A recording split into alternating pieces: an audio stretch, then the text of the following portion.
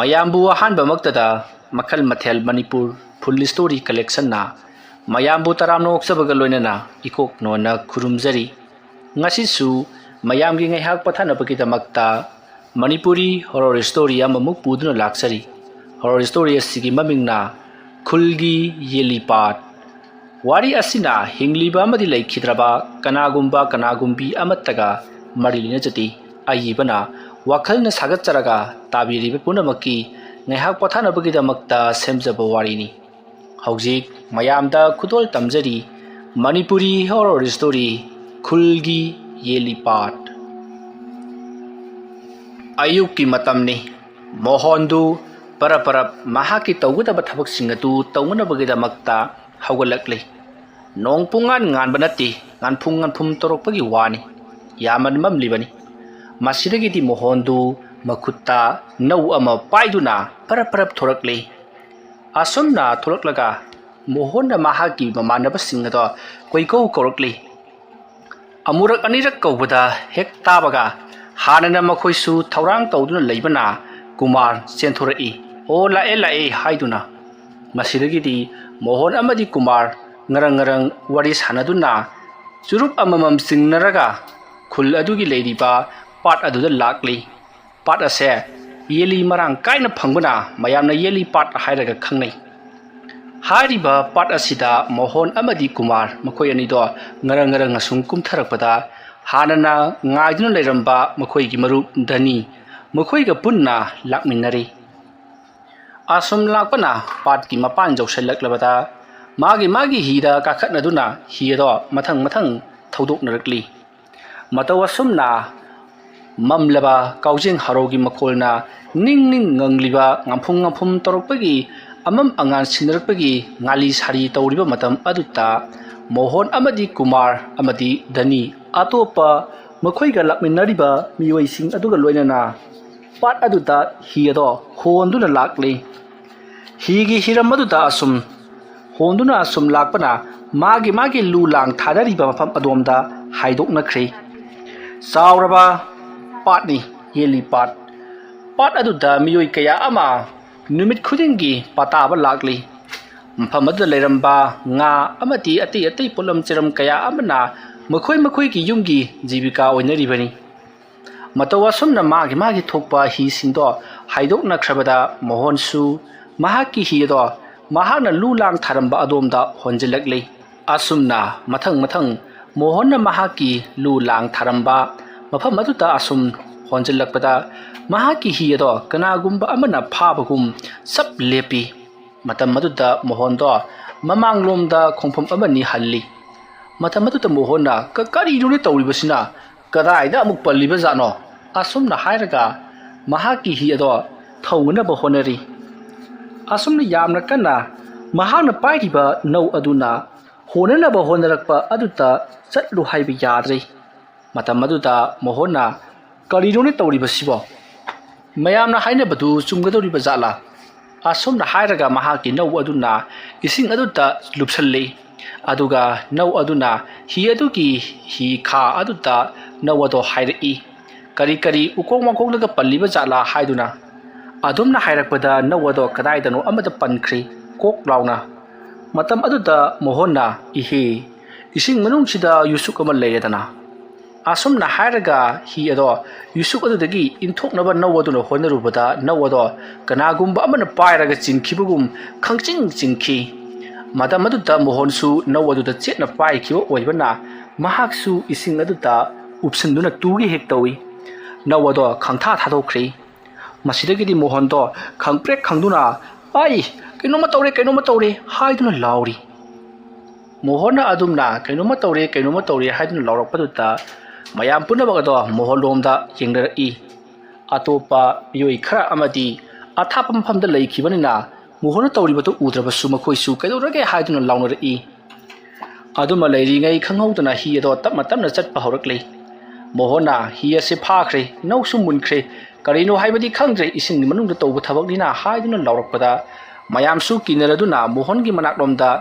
ꯆꯦꯡꯁꯤꯟꯅꯔꯛꯏ ꯀꯔꯤ ꯊꯧꯗꯣꯛꯅꯣ ꯍꯥꯏꯁꯤꯕꯣ ꯍꯥꯏꯗꯨꯅ ꯃꯇꯝ ꯑꯗꯨꯗ ꯃꯣꯍꯣꯟꯒꯤ ꯅꯧ ꯑꯗꯣ ꯏꯁꯤꯡ ꯑꯗꯨꯗꯒꯤ ꯇꯞꯅ ꯃꯈꯣꯛ ꯑꯗꯨꯅ ꯃꯊꯛ ꯊꯪꯂꯒ ꯂꯤꯈꯠꯂꯛꯂꯤ mayam punamak sumato uribani nau aduna isingdagi tapna tapna likhallaklibado madu ubada lairibasing aduna karino asidi mawong amani payunu haiduna nawado kanasu painadi nawado asum likhalakpana nawadugi maton phawpa inkhalakle yamna ngalibadi isingdagi nau tawkhalakpa haibasimaktabu phaina tawkhalakadabani adubu haujiki mohangi nawadudi makhok lomda yungna sum inkhalakpaduna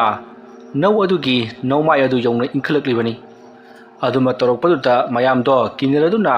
hi ado jara hondok aduna laptangalai adubu mohondi mahaki hi ado haujiksu pharaga adumak laibana ising adata chongthara semadi yadabani na mahaksu karino tawribasibo haiduna adumak lauduna leiri aduma leirambadagi hi ado naget haiba haurakli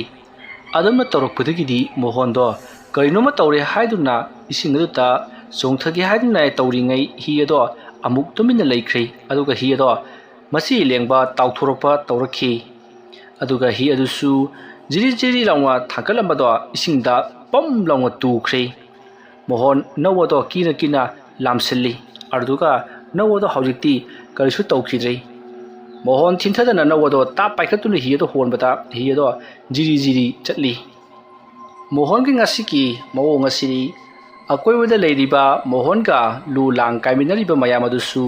kibuna loirabani kari matawno ngasigi sidi haiduna masidagidi mohonna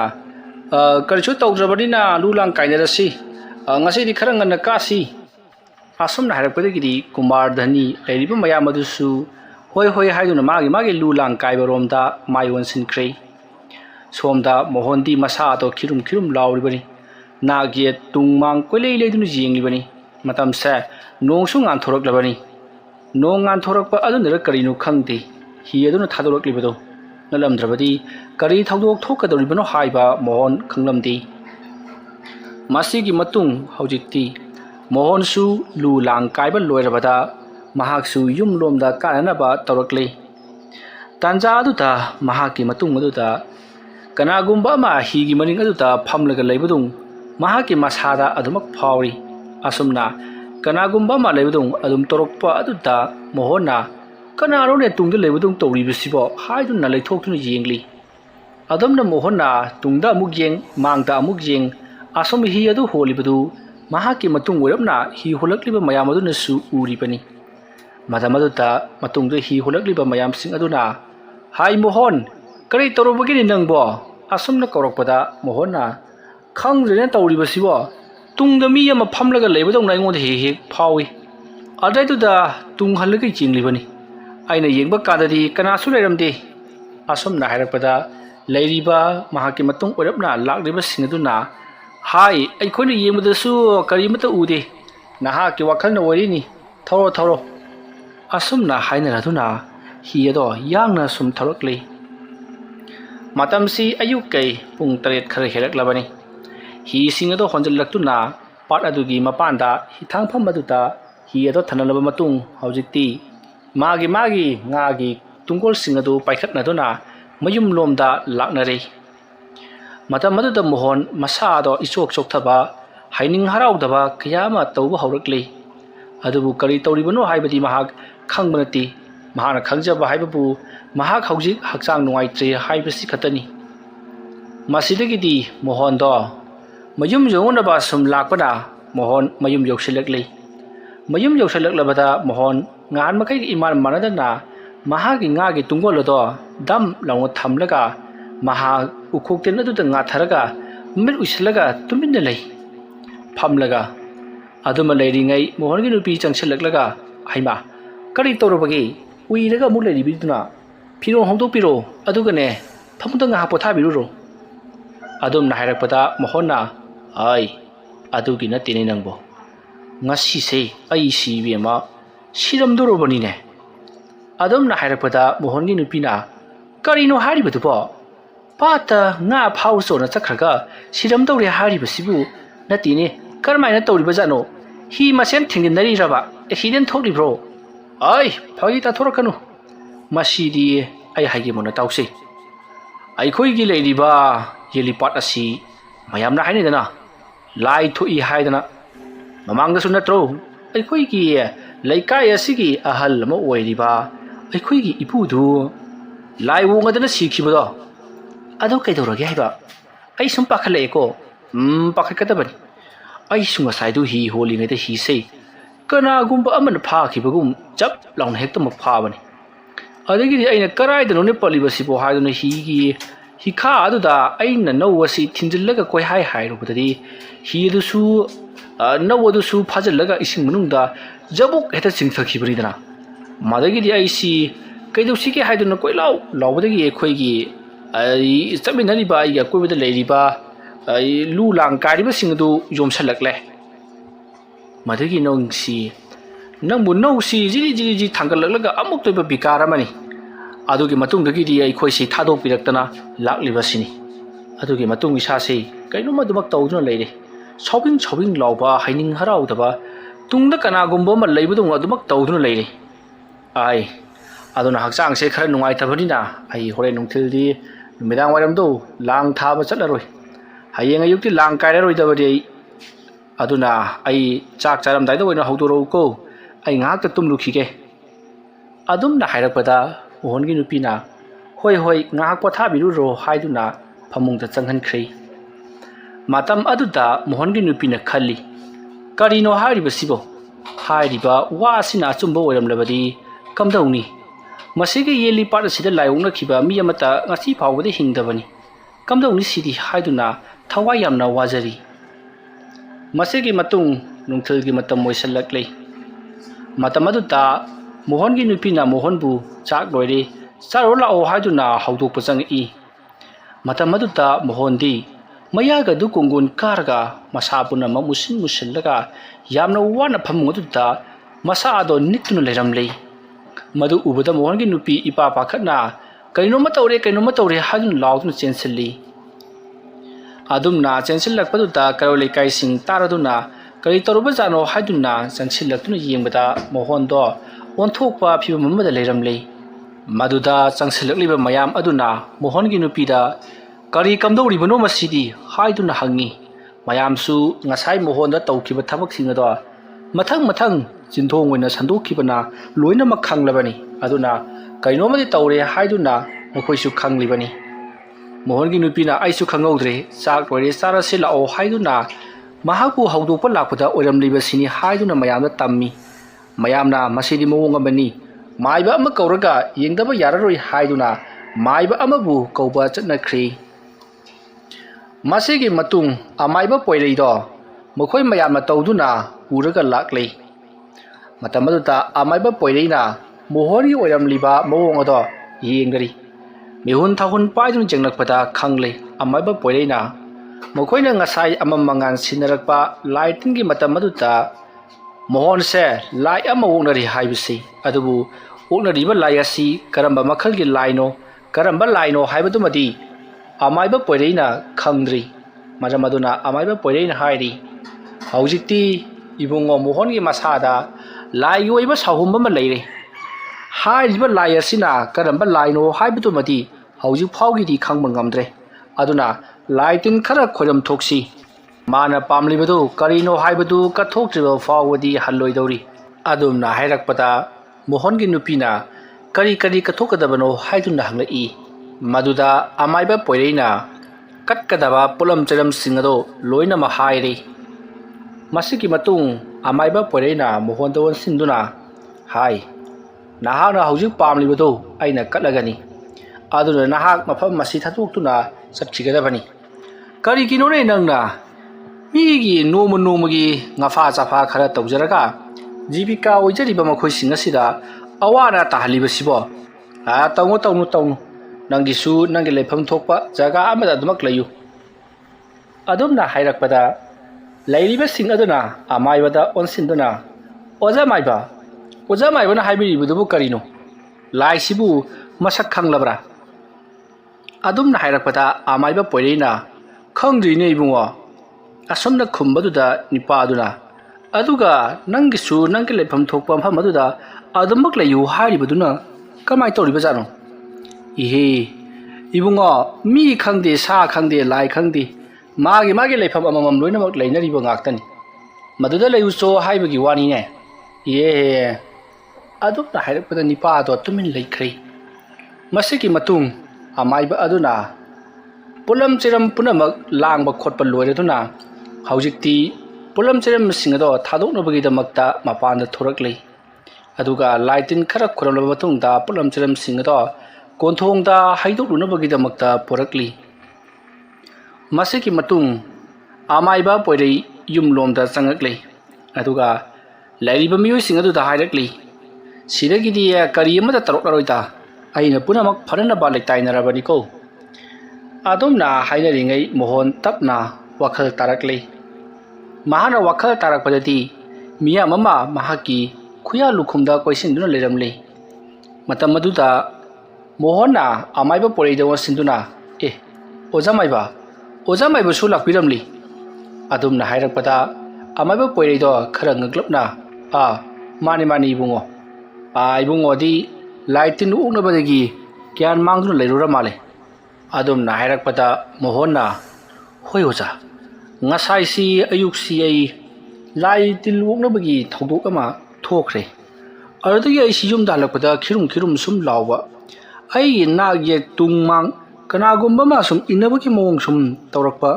ꯍꯛꯆꯥꯡ ꯀꯌꯥ ꯉꯝꯃꯛꯇꯕꯗꯨꯗ ꯑꯩꯁꯤ ꯉꯥꯏꯍꯥꯛꯇ ꯍꯤꯞꯀꯦ ꯍꯥꯏꯗꯨꯅ ꯐꯃꯨꯡꯗ ꯀꯥꯈꯠꯂꯒ ꯍꯤꯞꯆꯕꯅꯤ꯫ ꯃꯇꯝ ꯑꯗꯨꯗ ꯑꯩꯒꯤ ꯈꯨꯌꯥ ꯂꯨꯈꯨꯝ ꯄꯨꯝꯅꯃꯛ ꯀꯅꯥꯒꯨꯝꯕ ꯑꯃ ꯂꯩꯕꯒꯤ ꯃꯑꯣꯡꯗ ꯁꯨꯝ ꯇꯧꯔꯛꯄꯗꯒꯤ ꯑꯩꯅ ꯈꯨꯌꯥꯗ ꯑꯃꯨꯛ ꯌꯦꯡꯉꯤ꯫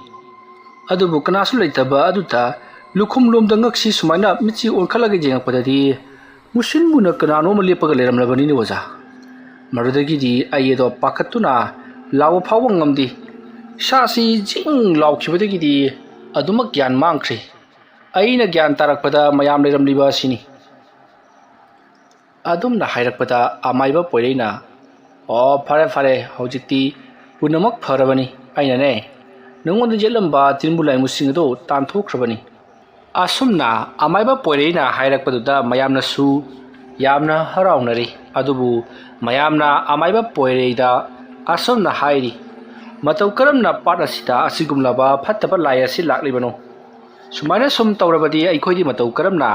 ꯄꯥꯠ ꯑꯁꯤꯗ ꯑꯩꯈꯣꯏꯅ ꯈꯣꯏꯊꯥ ꯂꯪꯊꯥ ꯇꯧꯗꯨꯅ ꯏꯟꯖꯤꯡ ꯂꯣꯡꯈꯣꯟ ꯇꯧꯗꯨꯅ ꯉꯥ ꯐꯥꯔꯤꯕꯁꯤ ꯐꯥꯕ ꯉꯝꯒꯗꯣꯔꯤꯕꯅꯣ ꯍꯥꯏꯗꯨꯅ ꯍꯪꯉꯤ꯫ ꯃꯇꯝ ꯑꯗꯨꯗ ꯑꯃꯥꯏꯕ ꯄꯣꯏꯔꯩꯅ, ꯃꯗꯣ ꯑꯩꯁꯨ ꯈꯜꯂꯝꯂꯤꯕꯅꯤ꯫ ꯑꯊꯨꯕ ꯃꯇꯝꯗ ꯑꯩꯈꯣꯏꯒꯤ ꯂꯩꯀꯥꯏ ꯑꯁꯤꯒꯤ ꯑꯍꯜ ꯂꯃꯟ ꯈꯔ ꯇꯧꯔꯒ ꯑꯃꯨꯛꯇꯪ ꯑꯆꯧꯕ ꯂꯥꯏ ꯑꯃ ꯈꯨꯔꯝ ꯊꯣꯛꯇ꯭ꯔꯕꯗꯤ ꯐꯒꯗꯕ ꯃꯥꯟꯗꯦ꯫ ꯑꯗꯨꯝꯅ ꯍꯥꯏꯔꯛꯄꯗ ꯂꯩꯔꯤꯕ ꯃꯌꯥꯝꯁꯤꯡ ꯑꯗꯨꯅ ꯈꯔ ꯊꯨꯅ ꯑꯃꯨꯛꯇ ꯌꯦꯡꯊꯣꯛꯅꯕ ꯇꯧꯁꯤ꯫ ꯃꯃꯥꯡꯗꯁꯨ ꯑꯍꯜ ꯑꯃ ꯑꯩꯈꯣꯏꯒꯤ ꯂꯩꯀꯥꯏ ꯑꯁꯤꯒꯤ ꯂꯩꯈꯤꯗꯕ ꯌꯥꯎꯔꯕꯅꯤ ꯂꯥꯏ ꯑꯣꯛꯅꯗꯅ꯫ ꯑꯗꯨꯝꯅ ꯁꯨꯝ ꯇꯧꯔꯛꯂꯕꯗꯤ ꯑꯩꯈꯣꯏꯗꯤ ꯂꯩꯕ ꯉꯝꯂꯔꯣꯏ꯫ ꯑꯗꯨꯝꯅ ꯍꯥꯏꯅꯔꯕ ꯃꯇꯨꯡ ꯑꯃꯥꯏꯕ ꯄꯣꯏꯔꯩꯅ, ꯐꯔꯦ ꯐꯔꯦ, ꯍꯧꯖꯤꯛꯇꯤ ꯑꯩꯁꯨ ꯆꯠꯂꯒꯦ,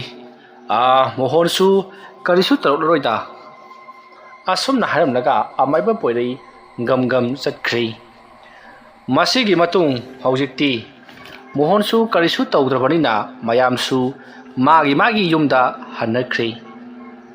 ꯃꯇꯝ ꯑꯗꯨ ꯍꯧꯈ꯭ꯔꯦ꯫ ꯅꯨꯡꯊꯤꯜ ꯅꯨꯃꯤꯗꯥꯡ ꯋꯥꯏꯔꯝ ꯃꯇꯝ ꯌꯧꯁꯤꯜꯂꯛꯂꯦ꯫ ꯈꯨꯜꯒꯤ ꯅꯨꯄꯥ ꯃꯈꯩ ꯂꯣꯏꯅꯃꯛ ꯄꯥꯠꯇ ꯀꯨꯝꯗꯨꯅ ꯃꯈꯣꯏꯒꯤ ꯈꯨꯜ ꯑꯗꯨꯗ ꯂꯩꯔꯤꯕ ꯌꯦꯜꯂꯤ ꯄꯥꯠ ꯑꯗꯨꯗ ꯍꯌꯦꯡ ꯑꯌꯨꯛ ꯀꯥꯏꯅꯅꯕꯒꯤꯗꯃꯛꯇ ꯂꯨ ꯂꯥꯡ ꯊꯨꯝꯕ ꯆꯠꯅꯈ꯭ꯔꯦ꯫ ꯑꯗꯨꯕꯨ ꯃꯣꯍꯣꯟꯗꯤ ꯃꯁꯥꯗꯣ ꯀꯌꯥ ꯊꯣꯏꯅ ꯅꯨꯡꯉꯥꯏꯕ ꯑꯣꯏꯗ꯭ꯔꯤ ꯍꯥꯏꯗꯨꯅ ꯆꯠꯇ꯭ꯔꯦ꯫ ꯃꯇꯝ ꯑꯁꯤ ꯑꯁꯨꯝ ꯍꯧꯈꯤꯕꯅ ꯅꯨꯃꯤꯗꯥꯡꯒꯤ ꯃꯇꯝ ꯑꯣꯏꯁꯤꯜꯂꯛꯂꯤ꯫ ꯈꯨꯜꯒꯤ ꯃꯤꯑꯣꯏ ꯄꯨꯝꯅꯃꯛ ꯃꯣꯍꯣꯟꯗ ꯉꯁꯤ ꯊꯣꯛꯂꯤꯕ ꯊꯧꯗꯣꯛ ꯑꯗꯣ ꯋꯥꯔꯤꯅꯔꯤꯕꯅꯤ꯫ ꯀꯔꯝ ꯇꯧꯔꯤꯕ ꯖꯥꯠꯅꯣ ꯍꯥꯏꯗꯨꯅ ꯑꯗꯨꯃꯛ ꯇꯥꯅꯔꯤꯗꯅ ꯂꯩꯔꯤꯕꯅꯤ꯫ ꯑꯗꯨꯒ ꯃꯈꯣꯏꯒꯤ ꯈꯨꯜ ꯑꯗꯨꯗ ꯂꯩꯔꯤꯕ ꯌꯦꯜꯂꯤ ꯄꯥꯠ ꯍꯥꯏꯔꯤꯕ ꯄꯥꯠ ꯑꯁꯤ ꯅꯍꯥꯟꯋꯥꯏꯒꯤ ꯃꯇꯝꯗ ꯀꯔꯝꯕ ꯃꯑꯣꯡꯗ ꯂꯩꯔꯝꯃꯤ ꯍꯥꯏꯗꯨꯅꯁꯨ ꯍꯧꯈ꯭ꯔꯕ ꯄꯨꯟꯁꯤꯒꯤ ꯋꯥꯔꯤ ꯀꯌꯥ ꯄꯨꯊꯣꯛꯇꯨꯅ ꯋꯥꯔꯤ ꯂꯤꯅꯗꯨꯅ ꯂꯩꯄꯨꯡ ꯐꯝꯂꯤꯕꯅꯤ꯫ ꯑꯁꯨꯝꯅ ꯇꯧꯗꯨꯅ ꯃꯇꯝꯗꯤ ꯑꯁꯨꯝ ꯊꯦꯡꯖꯤꯜꯂꯛꯂꯕꯗ ꯃꯌꯥꯝ ꯄꯨꯝꯅꯃꯛ ꯂꯩꯄꯨꯡ ꯐꯝꯂꯝꯕꯁꯤꯡ ꯑꯗꯨꯁꯨ ꯃꯥꯒꯤ ꯃꯥꯒꯤ ꯃꯌꯨꯝꯗ ꯍꯟꯖꯤꯟꯅꯗꯨꯅ ꯆꯥꯛ ꯏꯁꯤꯡ ꯆꯥꯔꯕ ꯃꯇꯨꯡ ꯅꯨꯃꯤꯗꯥꯡ ꯑꯗꯨꯃ ꯇꯨꯝꯅꯈ꯭ꯔꯦ꯫ ꯃꯇꯝꯗꯤ ꯑꯁꯨꯝ ꯊꯦꯡꯖꯤꯜꯂꯛꯄꯅ ꯅꯨꯃꯤꯗꯥꯡꯒꯤ ꯄꯨꯡ 12ꯃꯨꯛ ꯇꯥꯁꯤꯜꯂꯛꯂꯦ꯫ ꯃꯇꯝ ꯇꯥꯟꯖꯥ ꯑꯗꯨꯗ ꯑꯃꯥꯏꯕ ꯄꯣꯏꯔꯩꯗꯨ ꯃꯈꯨꯠꯇ ꯀꯔꯤ ꯀꯔꯤꯅꯣ ꯈꯔ ꯂꯥꯅ ꯌꯣꯝꯂꯒ ꯄꯥꯏꯁꯤꯜꯂꯒ ꯃꯍꯥꯛ ꯌꯨꯝꯗꯒꯤ ꯊꯣꯛꯂꯛꯏ꯫ ꯃꯗꯨꯒꯤ ꯃꯇꯨꯡꯗ ꯄꯣꯏꯔꯩꯗꯣ ꯑꯁꯨꯝ ꯂꯥꯛꯄꯅ ꯃꯈꯣꯏꯒꯤ ꯈꯨꯜ ꯑꯗꯨꯒꯤ ꯂꯩꯔꯤꯕ ꯃꯌꯥꯝꯅ ꯇꯝꯅꯩ ꯍꯥꯏꯅꯔꯤꯕ ꯌꯦꯂꯤ ꯄꯥꯠ ꯍꯥꯏꯔꯤꯕ ꯄꯥꯠ ꯑꯗꯨꯗ ꯂꯥꯛꯂꯦ꯫ ꯑꯁꯨꯝ ꯂꯥꯛꯂꯒ ꯄꯥꯠ ꯑꯗꯨꯒꯤ ꯇꯣꯔꯕꯥꯟꯗ ꯊꯥꯡꯗꯨꯅ ꯊꯝꯂꯤꯕ ꯍꯤꯁꯤꯡ ꯑꯗꯨꯗ ꯀꯥꯈꯠꯂꯤ꯫ ꯑꯁꯨꯝꯅ ꯍꯤ ꯑꯃꯗ ꯀꯥꯈꯠꯂꯒ ꯃꯍꯥꯛ ꯏꯃꯥꯏꯂꯣꯝꯗ ꯍꯣꯟꯗꯣꯔꯛꯂꯦ꯫ ꯑꯁꯨꯝ ꯍꯣꯟꯗꯣꯔꯛꯄꯅ ꯐꯅꯌꯥꯝ ꯂꯥꯞꯂꯛꯂꯕ ꯃꯇꯝ ꯑꯗꯨꯗ ꯃꯍꯥꯛꯅ ꯌꯥꯔꯅꯤ ꯁ꯭ꯋꯥꯏꯁꯤ ꯌꯧꯔꯕꯗꯤ ꯑꯁꯨꯝꯅ ꯍꯥꯏꯔꯝꯂꯒ ꯃꯍꯥꯛꯅ ꯃꯥꯒꯤ ꯃꯈꯨꯠꯅ ꯄꯥꯏꯗꯨꯅ ꯄꯣꯔꯛꯈꯤꯕ ꯂꯥꯗ ꯌꯣꯛꯂꯤꯕ ꯄꯣꯠꯂꯝ ꯆꯩꯔꯝꯁꯤꯡ ꯑꯗꯣ ꯇꯞꯅ ꯍꯤ ꯑꯗꯨꯒꯤ ꯍꯤꯔꯨꯕꯥꯛꯇ ꯊꯝꯃꯤ꯫ ꯃꯗꯨꯒꯤ ꯃꯇꯨꯡꯗ ꯑꯃꯥꯏꯕ ꯄꯣꯏꯔꯩꯅ ꯃꯨꯔꯨꯝ ꯃꯨꯔꯨꯝ ꯂꯩꯋꯥ ꯈꯔ ꯁꯣꯜꯂꯒ ꯃꯍꯥꯛꯅ ꯅꯨꯡꯇꯤ ꯅꯨꯃꯤꯠ ꯈꯨꯗꯤꯡꯒꯤ ꯀꯧꯊꯣꯛꯂꯤꯕ ꯂꯥꯏ ꯑꯗꯨꯕꯨ ꯀꯧꯊꯣꯔꯛꯂꯤ꯫ ꯃꯇꯝ ꯑꯗꯨꯗ ꯑꯃꯥꯏꯕ ꯄꯣꯏꯔꯩꯅ ꯂꯩꯋꯥ ꯁꯣꯜꯂꯤꯉꯩ ꯏꯁꯤꯡ ꯑꯗꯨꯗꯒꯤ ꯃꯀꯣꯛ ꯐꯥꯎꯗꯪ ꯀꯔꯤꯅꯣ ꯈꯪꯗꯕ ꯃꯃꯤꯠ ꯃꯅꯥ ꯃꯊꯣꯡ ꯃꯔꯝ ꯈꯪꯗꯅ ꯄꯥꯜꯂꯤꯕ ꯑꯃꯨꯕ ꯃꯆꯨꯒꯤ ꯂꯥꯏꯃꯨ ꯑꯗꯣ ꯇꯞꯅ ꯐꯥꯎꯒꯠꯂꯛꯂꯤ꯫ ꯑꯗꯨꯒ ꯌꯥꯝꯅ ꯁꯥꯎꯅ ꯄꯣꯏꯔꯩꯗ ꯀꯔꯤꯒꯤꯗꯃꯛꯇ ꯅꯍꯥꯛꯅ ꯃꯣꯍꯣꯟ ꯍꯥꯏꯔꯤꯕ ꯅꯨꯄꯥ ꯑꯗꯨꯕꯨ ꯀꯜꯂꯤꯕꯅꯣ? ꯉꯁꯤꯒꯤ ꯅꯨꯃꯤꯠ ꯑꯁꯤꯗ ꯃꯍꯥꯛꯀꯤ ꯌꯥꯏꯕꯤ ꯂꯧꯗꯨꯅ ꯑꯩꯒꯤ ꯅꯤꯡꯕꯁꯦ ꯊꯨꯡꯒꯗꯧꯔꯤꯕꯅꯤ꯫ ꯅꯍꯥꯛꯅ ꯉꯁꯤꯒꯤ ꯅꯨꯃꯤꯠ ꯑꯁꯤꯗ ꯑꯩꯉꯣꯟꯗ ꯑꯗꯨꯒꯨꯝꯂꯕ ꯅꯃꯨ ꯇꯥꯏꯕꯪ ꯃꯤꯒꯤ ꯊꯋꯥꯏ ꯑꯃ ꯄꯤꯒꯅꯤ ꯍꯥꯏꯗꯨꯅ ꯍꯥꯏꯈꯤꯕꯗꯥꯏꯅꯦ꯫ ꯑꯗꯨꯒ ꯀꯔꯤꯒꯤꯗꯃꯛꯇ ꯅꯍꯥꯛꯅ ꯄꯤꯗ꯭ꯔꯤꯕꯅꯣ? ꯑꯗꯨꯝꯅ ꯍꯥꯏꯔꯛꯄꯗ ꯑꯃꯥꯏꯕ ꯄꯣꯏꯔꯩꯅ ꯍꯥꯏ ꯑꯩꯅ ꯅꯉꯣꯟꯗ ꯍꯥꯏꯈꯤꯕꯗꯨ ꯃꯍꯥꯛ ꯅꯠꯇꯦꯅꯦ꯫ ꯃꯍꯥꯛ ꯅꯠꯇꯕ ꯑꯇꯣꯞꯄ ꯃꯤꯑꯣꯏ ꯑꯣꯏꯅ ꯄꯤꯒꯗꯧꯔꯤꯕꯅꯤ꯫ ꯃꯥꯒꯤ ꯃꯣꯍꯣꯟ ꯍꯥꯏꯕꯁꯤꯗꯤ ꯂꯧꯕ ꯌꯥꯕꯖꯥꯠ ꯅꯠꯇꯦ꯫ ꯃꯍꯥꯛꯀꯤ ꯃꯇꯝ ꯌꯥꯝꯅ ꯋꯥꯠꯂꯤ꯫ ꯑꯗꯨꯒꯤꯁꯨ ꯃꯊꯛꯇ ꯃꯣꯍꯣꯟ ꯍꯥꯏꯔꯤꯕ ꯅꯤꯄꯥ ꯑꯁꯤꯅ ꯃꯍꯥꯛꯀꯤ ꯂꯣꯏꯁꯤꯜꯂꯝꯗꯥꯏ ꯃꯤꯀꯨꯞꯇ ꯃꯍꯥꯛꯀꯤ ꯅꯨꯄꯤꯒ ꯑꯣꯛꯅꯈ꯭ꯔꯤ꯫ ꯃꯍꯥꯛꯀꯤ ꯅꯨꯄꯤꯅ ꯊꯦꯡꯅꯈꯤꯕꯗꯒꯤ ꯃꯊꯪ ꯃꯊꯪ ꯄꯥꯎ ꯄꯤꯔꯛꯇꯨꯅ ꯑꯩꯕꯨ ꯑꯃꯨꯛ ꯀꯧꯕ ꯂꯥꯛꯈꯤꯕꯅꯤ꯫ ꯀꯔꯤꯒꯨꯝꯕꯗ ꯃꯣꯍꯣꯟꯕꯨ ꯀꯟꯕ ꯉꯝꯍꯧꯗꯕ ꯊꯣꯛꯂꯕꯗꯤ ꯑꯩ ꯑꯁꯤꯕꯨ ꯑꯃꯥꯏꯕꯅꯤ ꯍꯥꯏꯗꯅ ꯀꯅꯥꯅ ꯁꯤꯡꯊꯥꯅꯕꯤꯒꯗꯧꯔꯤꯕꯅꯣ? ꯃꯔꯝ ꯑꯁꯤꯒꯤꯗꯃꯛ ꯑꯩꯅ ꯃꯣꯍꯣꯟꯕꯨ ꯇꯉꯥꯏ ꯐꯗꯅ ꯀꯟꯈꯤꯕꯅꯤ꯫ ꯑꯗꯨꯕꯨ ꯑꯩꯅ ꯅꯉꯣꯟꯗ ꯍꯥꯏꯈꯤꯕ ꯉꯁꯤꯒꯤ ꯅꯨꯃꯤꯠ ꯑꯁꯤꯗ ꯅꯉꯣꯟꯗ ꯑꯩꯅ ꯊꯋꯥꯏ ꯑꯃ ꯄꯤꯈꯤꯅꯤ ꯍꯥꯏꯈꯤꯕꯗꯨꯃꯗꯤ ꯁꯨꯡꯁꯣꯏ ꯁꯣꯏꯗꯅ ꯄꯤꯒꯗꯧꯔꯤꯕꯅꯤ꯫ ꯐꯔꯦ, ꯅꯍꯥꯛ ꯃꯐꯝ ꯑꯁꯤꯗꯒꯤ ꯈꯔ ꯆꯠꯂꯒ ꯂꯩꯕ ꯀꯨꯃꯥꯔ ꯍꯥꯏꯔꯤꯕ ꯅꯨꯄꯥ ꯑꯗꯨꯒꯤ ꯊꯋꯥꯏ ꯑꯣꯏꯅ ꯄꯨꯔꯣ꯫ ꯃꯣꯍꯣꯟꯒꯤ ꯊꯋꯥꯏ ꯄꯨꯔꯕꯗꯤ ꯑꯃꯥꯏꯕ ꯄꯣꯏꯔꯩꯅ ꯌꯦꯡꯕꯗ ꯐꯠꯇꯗꯨꯅ ꯃꯍꯥꯛ ꯑꯍꯤꯡꯗ ꯁꯤꯔꯝꯂꯦ ꯍꯥꯏꯗꯨꯅ ꯍꯥꯏꯅꯈꯤꯒꯅꯤ꯫ ꯑꯗꯨꯅ ꯍꯧꯖꯤꯛ ꯅꯍꯥꯛꯀꯤ ꯅꯊꯧ ꯄꯥꯡꯊꯣꯛꯂꯕ ꯃꯇꯨꯡꯗ ꯅꯍꯥꯛꯀꯤ ꯅꯥꯍꯟꯐꯝꯗ ꯍꯟꯗꯨꯅ ꯂꯦꯡꯗꯅ ꯑꯗꯨꯃꯛ ꯂꯩꯔꯣ꯫ ꯍꯌꯦꯡ ꯑꯃꯨꯛ ꯊꯦꯡꯅꯁꯤꯀꯣ꯫ ꯑꯁꯨꯝꯅ ꯍꯥꯏꯔꯝꯂꯒ ꯃꯣꯍꯣꯟ ꯃꯌꯨꯝꯂꯣꯝꯗ ꯄꯔꯞ ꯄꯔꯞ ꯂꯥꯛꯂꯤ꯫ ꯃꯁꯤꯒꯤ ꯃꯇꯨꯡ ꯁꯣꯝꯗꯅ ꯀꯝꯗꯧꯔꯤ? ꯀꯨꯃꯥꯔꯗꯣ ꯌꯥꯝꯅ ꯅꯨꯡꯉꯥꯏꯅ ꯇꯨꯝꯗꯨꯅ ꯂꯩꯔꯤ ꯊꯕꯛꯅꯒ ꯋꯥꯅ ꯁꯨꯔꯨꯕꯒ꯫ ꯃꯁꯤꯗꯒꯤꯗꯤ ꯀꯨꯃꯥꯔꯅ ꯇꯨꯝꯗꯨꯅ ꯂꯩꯔꯤꯉꯩ ꯈꯪꯍꯧꯗꯅ ꯃꯍꯥꯛꯀꯤ ꯃꯅꯥꯀꯣꯡꯗ ꯃꯃꯥꯟꯅꯕ ꯃꯍꯥꯛꯀꯤ ꯂꯨ ꯂꯥꯡ ꯀꯥꯏꯕ ꯆꯠꯃꯤꯟꯅꯕ ꯃꯃꯥꯟꯅꯕꯁꯤꯡ ꯑꯗꯨꯅ ꯀꯣꯏꯀꯧ ꯀꯣꯏꯀꯧ ꯀꯧꯅꯔꯛꯄꯒꯤ ꯈꯣꯟꯖꯦꯜ ꯃꯅꯥꯀꯣꯡꯗ ꯇꯥꯔꯛꯂꯤ꯫ ꯑꯗꯨꯝꯅ ꯇꯥꯔꯛꯄ ꯑꯗꯨꯗ ꯀꯨꯃꯥꯔꯗꯣ ꯃꯤꯀꯞ ꯊꯣꯔꯛꯂꯤ꯫ ꯀꯨꯃꯥꯔꯅ ꯃꯤꯀꯞ ꯊꯣꯛꯂꯒ ꯃꯇꯣꯝꯇ ꯈꯟꯖꯩ ꯀꯔꯤꯅꯣꯗ ꯑꯁꯨꯛ ꯉꯟꯅ ꯃꯈꯣꯏꯅ ꯂꯥꯎꯅꯔꯛꯂꯤꯕꯁꯤꯕꯣ? ꯅꯣꯡꯕꯨ ꯉꯥꯜꯂꯕ ꯖꯥꯠꯂꯅꯦ? ꯑꯁꯨꯝꯅ ꯍꯥꯏꯅ ꯍꯥꯏꯅ ꯃꯍꯥꯛ ꯍꯧꯒꯠꯂꯛꯂꯤ꯫ ꯑꯁꯨꯝꯅ ꯍꯧꯒꯠꯂꯛꯂꯒ ꯃꯣꯍꯣꯟꯗꯣ ꯄꯔꯞ ꯄꯔꯞ ꯃꯍꯥꯛ ꯐꯃꯨꯡꯗꯒꯤ ꯀꯨꯝꯊꯔꯛꯂꯒ ꯃꯍꯥꯛꯀꯤ ꯂꯨ ꯂꯥꯡ ꯀꯥꯏꯕ ꯆꯠꯄꯗ ꯁꯤꯖꯤꯟꯅꯒꯗꯕ ꯂꯧꯈꯥꯡ ꯈꯣꯡꯒ꯭ꯔꯥꯎꯁꯤꯡ ꯑꯃꯗꯤ ꯑꯇꯩ ꯑꯇꯩ ꯇꯨꯡꯒꯣꯜꯅꯆꯤꯡꯕ ꯃꯊꯪ ꯃꯊꯪ ꯊꯧꯔꯥꯡ ꯇꯧꯔꯛꯏ꯫ ꯃꯗꯨꯒꯤ ꯃꯇꯨꯡ ꯅꯧ ꯑꯃ ꯄꯥꯏꯗꯨꯅ ꯃꯍꯥꯛ ꯊꯣꯡꯒꯥꯜꯂꯣꯝꯗ ꯊꯣꯛꯂꯛꯂꯤ꯫ ꯃꯇꯧ ꯑꯁꯨꯝꯅ ꯀꯨꯃꯥꯔꯅ ꯊꯣꯡꯒꯥꯜꯂꯣꯝꯗ ꯊꯣꯛꯈꯤꯕꯗꯨ ꯌꯨꯝ ꯑꯗꯨꯗ ꯂꯩꯔꯤꯕ ꯃꯤ ꯑꯃꯠꯇꯅ ꯈꯪꯍꯧꯗ꯭ꯔꯤ꯫ ꯃꯁꯤꯗꯒꯤꯗꯤ ꯀꯨꯃꯥꯔꯗꯤ ꯃꯃꯥꯟꯅꯕꯁꯤꯡꯅ ꯀꯧꯔꯦ ꯍꯥꯏꯗꯨꯅ ꯆꯠꯆꯔꯤꯕꯅꯤ꯫ ꯀꯨꯃꯥꯔꯅ ꯊꯣꯡꯒꯥꯜ ꯌꯧꯔꯛꯄꯗꯗꯤ ꯙꯅꯤ ꯑꯃꯗꯤ ꯃꯍꯥꯛꯀ ꯍꯦꯛ ꯍꯦꯛ ꯆꯠꯃꯤꯟꯅꯕ ꯃꯣꯍꯣꯟ ꯉꯥꯏꯔꯒ ꯂꯩꯔꯝꯃꯤ꯫ ꯃꯇꯝ ꯑꯗꯨꯗ ꯀꯨꯃꯥꯔꯅ ꯀꯔꯤꯅꯣ ꯅꯕꯥꯅꯤꯒꯤꯁꯤꯕꯨ ꯉꯁꯤꯗꯤ ꯑꯣꯟꯊꯣꯛꯅ ꯉꯟꯈ꯭ꯔꯦꯗ? ꯂꯥꯛꯑꯣ ꯂꯥꯛꯑꯣ ꯆꯠꯂꯁꯤꯁꯦ꯫ ꯑꯁꯨꯝꯅ ꯍꯥꯏꯅ ꯍꯥꯏꯅ ꯑꯁꯨꯝ ꯃꯈꯣꯏ ꯄꯨꯟꯅ ꯂꯥꯛꯃꯤꯟꯅꯔꯤ꯫ ꯃꯇꯝ ꯑꯗꯨꯗ ꯀꯨꯃꯥꯔꯅ ꯃꯣꯍꯣꯟꯗ ꯑꯣꯟꯁꯤꯟꯗꯨꯅ ꯃꯣꯍꯣꯟ, ꯅꯪꯗꯤ ꯉꯁꯤ ꯂꯥꯛꯂꯔꯣꯏꯗ꯭ꯔꯥ ꯍꯥꯏꯗꯅ ꯈꯜꯂꯨꯔꯕꯅꯤ꯫ ꯑꯗꯣ ꯅꯪꯗꯤ ꯉꯔꯥꯡ ꯂꯨ ꯂꯥꯡꯁꯨ ꯊꯥꯕ ꯅꯠꯇꯦ, ꯀꯔꯤꯒꯤꯅꯣꯅꯦ ꯅꯪꯅ ꯂꯥꯛꯂꯤꯕꯁꯤꯕꯣ? ꯑꯗꯨꯝꯅ ꯀꯨꯃꯥꯔꯅ ꯍꯪꯂꯕꯁꯨ ꯃꯣꯍꯣꯟꯅ ꯅꯣꯏꯒꯤ ꯃꯇꯦꯡ ꯄꯥꯡꯕ ꯂꯥꯛꯂꯤꯕꯅꯤꯗ ꯑꯁꯨꯝꯅ ꯍꯥꯏꯔꯝꯂꯒ ꯇꯨꯃꯤꯟꯅ ꯂꯩꯈ꯭ꯔꯦ꯫ ꯃꯇꯝ ꯑꯗꯨꯗ ꯀꯨꯃꯥꯔꯅ ꯑꯗꯨ ꯙꯅꯤ,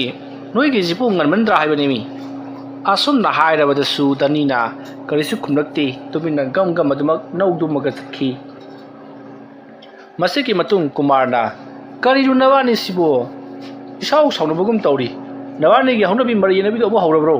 ꯑꯁꯨꯝꯅ ꯀꯨꯃꯥꯔ ꯄꯉꯥꯡꯗ ꯉꯥꯡꯂꯤ ꯑꯗꯨꯕꯨ ꯃꯣꯍꯣꯟ ꯑꯃꯗꯤ ꯙꯅꯤꯗꯤ ꯀꯔꯤꯁꯨ ꯈꯨꯝꯗꯦ ꯃꯇꯝ ꯑꯗꯨꯗ ꯀꯨꯃꯥꯔꯅ ꯑꯩꯈꯣꯏ ꯑꯍꯨꯝꯒꯤꯁꯦ ꯈꯔ ꯉꯜꯂꯤꯕ ꯃꯥꯜꯂꯤ ꯀꯅꯥ ꯑꯃꯠꯇ ꯂꯥꯛꯇ꯭ꯔꯤ ꯍꯧꯖꯤꯛ ꯐꯥꯎꯕ ꯑꯗꯨꯝꯅ ꯍꯥꯏꯔꯕꯁꯨ ꯀꯔꯤꯁꯨ ꯈꯨꯝꯂꯛꯇꯦ ꯃꯁꯤꯗꯒꯤꯗꯤ ꯃꯈꯣꯏ ꯑꯁꯨꯝ ꯂꯥꯛꯄꯅ ꯃꯈꯣꯏꯒꯤ ꯄꯥꯠ ꯑꯗꯨꯒꯤ ꯍꯤꯊꯥꯡꯐꯝ ꯑꯗꯨ ꯌꯧꯁꯤꯜꯂꯛꯂꯕꯗ ꯀꯨꯃꯥꯔ ꯃꯥꯒꯤ ꯍꯤ ꯑꯗꯨꯗ ꯀꯥꯈꯠꯂꯤ ꯑꯗꯨꯒ ꯍꯣꯟꯗꯣꯔꯛꯂꯤ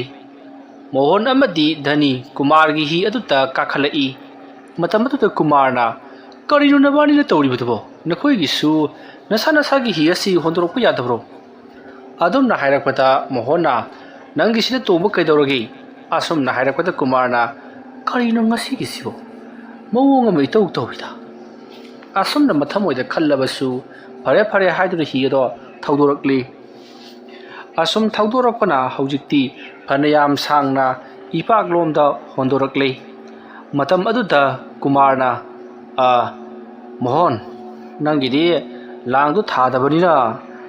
ꯀꯔꯤꯁꯨ ꯀꯥꯏꯅꯤꯡꯉꯥꯏ ꯂꯩꯇ꯭ꯔꯦ ꯙꯅꯤ ꯅꯪꯒꯤꯅ ꯀꯔꯝ ꯅꯥꯀꯟꯗ ꯊꯥꯕꯅꯣ ꯑꯗꯨꯝꯅ ꯍꯥꯏꯔꯒ ꯂꯩꯊꯣꯔꯛꯄꯗꯗꯤ ꯃꯣꯍꯣꯟꯁꯨ ꯙꯅꯤꯁꯨ ꯑꯃꯠꯇ ꯇꯨꯡ ꯑꯗꯨꯗ ꯐꯝꯂꯝꯗ꯭ꯔꯦ ꯇꯧꯔꯤꯕ ꯃꯇꯧ ꯑꯁꯤꯗ ꯀꯨꯃꯥꯔꯗꯤ ꯁ꯭ꯋꯥꯏ ꯂꯥꯎꯈ꯭ꯔꯦ ꯀꯔꯤꯅꯣ ꯑꯩꯉꯣꯟꯗ ꯉꯁꯤ ꯊꯣꯛꯂꯤꯕ ꯑꯁꯤꯕꯨ ꯍꯥꯏꯗꯨꯅ ꯃꯇꯝ ꯑꯗꯨꯗ ꯀꯨꯃꯥꯔꯅ ꯑꯩꯒꯤꯁꯤ ꯂꯥꯏꯅ ꯆꯦꯟꯕ ꯍꯥꯏꯕꯗꯨ ꯑꯣꯏꯔ ꯃꯥꯜꯂꯤ ꯉꯁꯥꯏ ꯑꯩꯅ ꯃꯐꯝ ꯑꯁꯤꯗ ꯂꯥꯛꯄ ꯃꯇꯝꯗ ꯀꯅꯥ ꯑꯃꯠꯇꯁꯨ ꯂꯥꯛꯄ ꯅꯠꯇꯦ ꯄꯥꯠ ꯑꯁꯤꯗ ꯏꯇꯣꯝꯇꯅꯤ ꯂꯩꯔꯤꯕ ꯑꯗꯨꯒ ꯑꯩꯒ ꯋꯥꯔꯤ ꯁꯥꯟꯅ ꯂꯥꯛꯈꯤꯕ ꯃꯣꯍꯣꯟ ꯑꯃꯗꯤ ꯙꯅꯤꯁꯨ ꯃꯥꯡꯈ꯭ꯔꯦ ꯑꯩꯒꯤꯁꯤ ꯂꯥꯏꯅ ꯆꯦꯟꯕ ꯍꯥꯏꯕꯗꯨ ꯑꯣꯏꯔ ꯃꯥꯜꯂꯤ ꯑꯩ ꯌꯨꯝꯗ ꯄ꯭ꯔꯞ ꯂꯧꯗꯕ ꯌꯥꯗ꯭ꯔꯦ ꯑꯁꯨꯝꯅ ꯈꯜꯂꯒ ꯀꯨꯃꯥꯔꯗꯣ ꯍꯣꯟꯗꯣꯛꯂꯨꯔꯕ ꯍꯤ ꯑꯗꯨ ꯃꯍꯥꯛ ꯍꯤꯊꯥꯡꯐꯝ ꯂꯣꯝꯗ ꯖꯣꯔꯣ ꯖꯣꯔꯣ ꯍꯣꯜꯂꯛꯏ ꯃꯇꯧ ꯑꯁꯨꯝꯅ ꯀꯨꯃꯥꯔꯅ ꯍꯤ ꯑꯗꯨ ꯌꯥꯝꯅ ꯊꯨꯅ ꯍꯣꯜꯂꯛꯄ ꯃꯇꯝ ꯑꯗꯨꯗ ꯍꯤ ꯑꯗꯣ ꯃꯃꯥꯡꯂꯣꯝꯗ ꯁꯨꯝ ꯆꯠꯀꯗ꯭ꯔꯥ ꯍꯥꯏꯔꯒ ꯃꯍꯥꯛꯅ ꯍꯣꯜꯂꯤꯕ ꯈꯨꯗꯤꯡꯒꯤ ꯃꯅꯤꯡꯂꯣꯝꯗ ꯑꯁꯨꯝ ꯆꯠꯄ ꯍꯧꯔꯛꯂꯤ ꯃꯇꯧ ꯑꯁꯨꯝꯅ ꯍꯤ ꯑꯗꯨꯅ ꯃꯅꯤꯡꯂꯣꯝꯗ ꯁꯨꯝ ꯆꯠꯂꯛꯄ ꯑꯗꯨꯗ ꯀꯨꯃꯥꯔꯗꯤ ꯄꯥꯈꯠꯄꯅ ꯂꯣꯏꯔꯤ ꯃꯁꯤꯗꯒꯤꯗꯤ ꯀꯨꯃꯥꯔ हि अदुदा तोंबदो ngamlakchaduna इमाइदु चोंथरगा इरोइरगा चखरगे खलदुना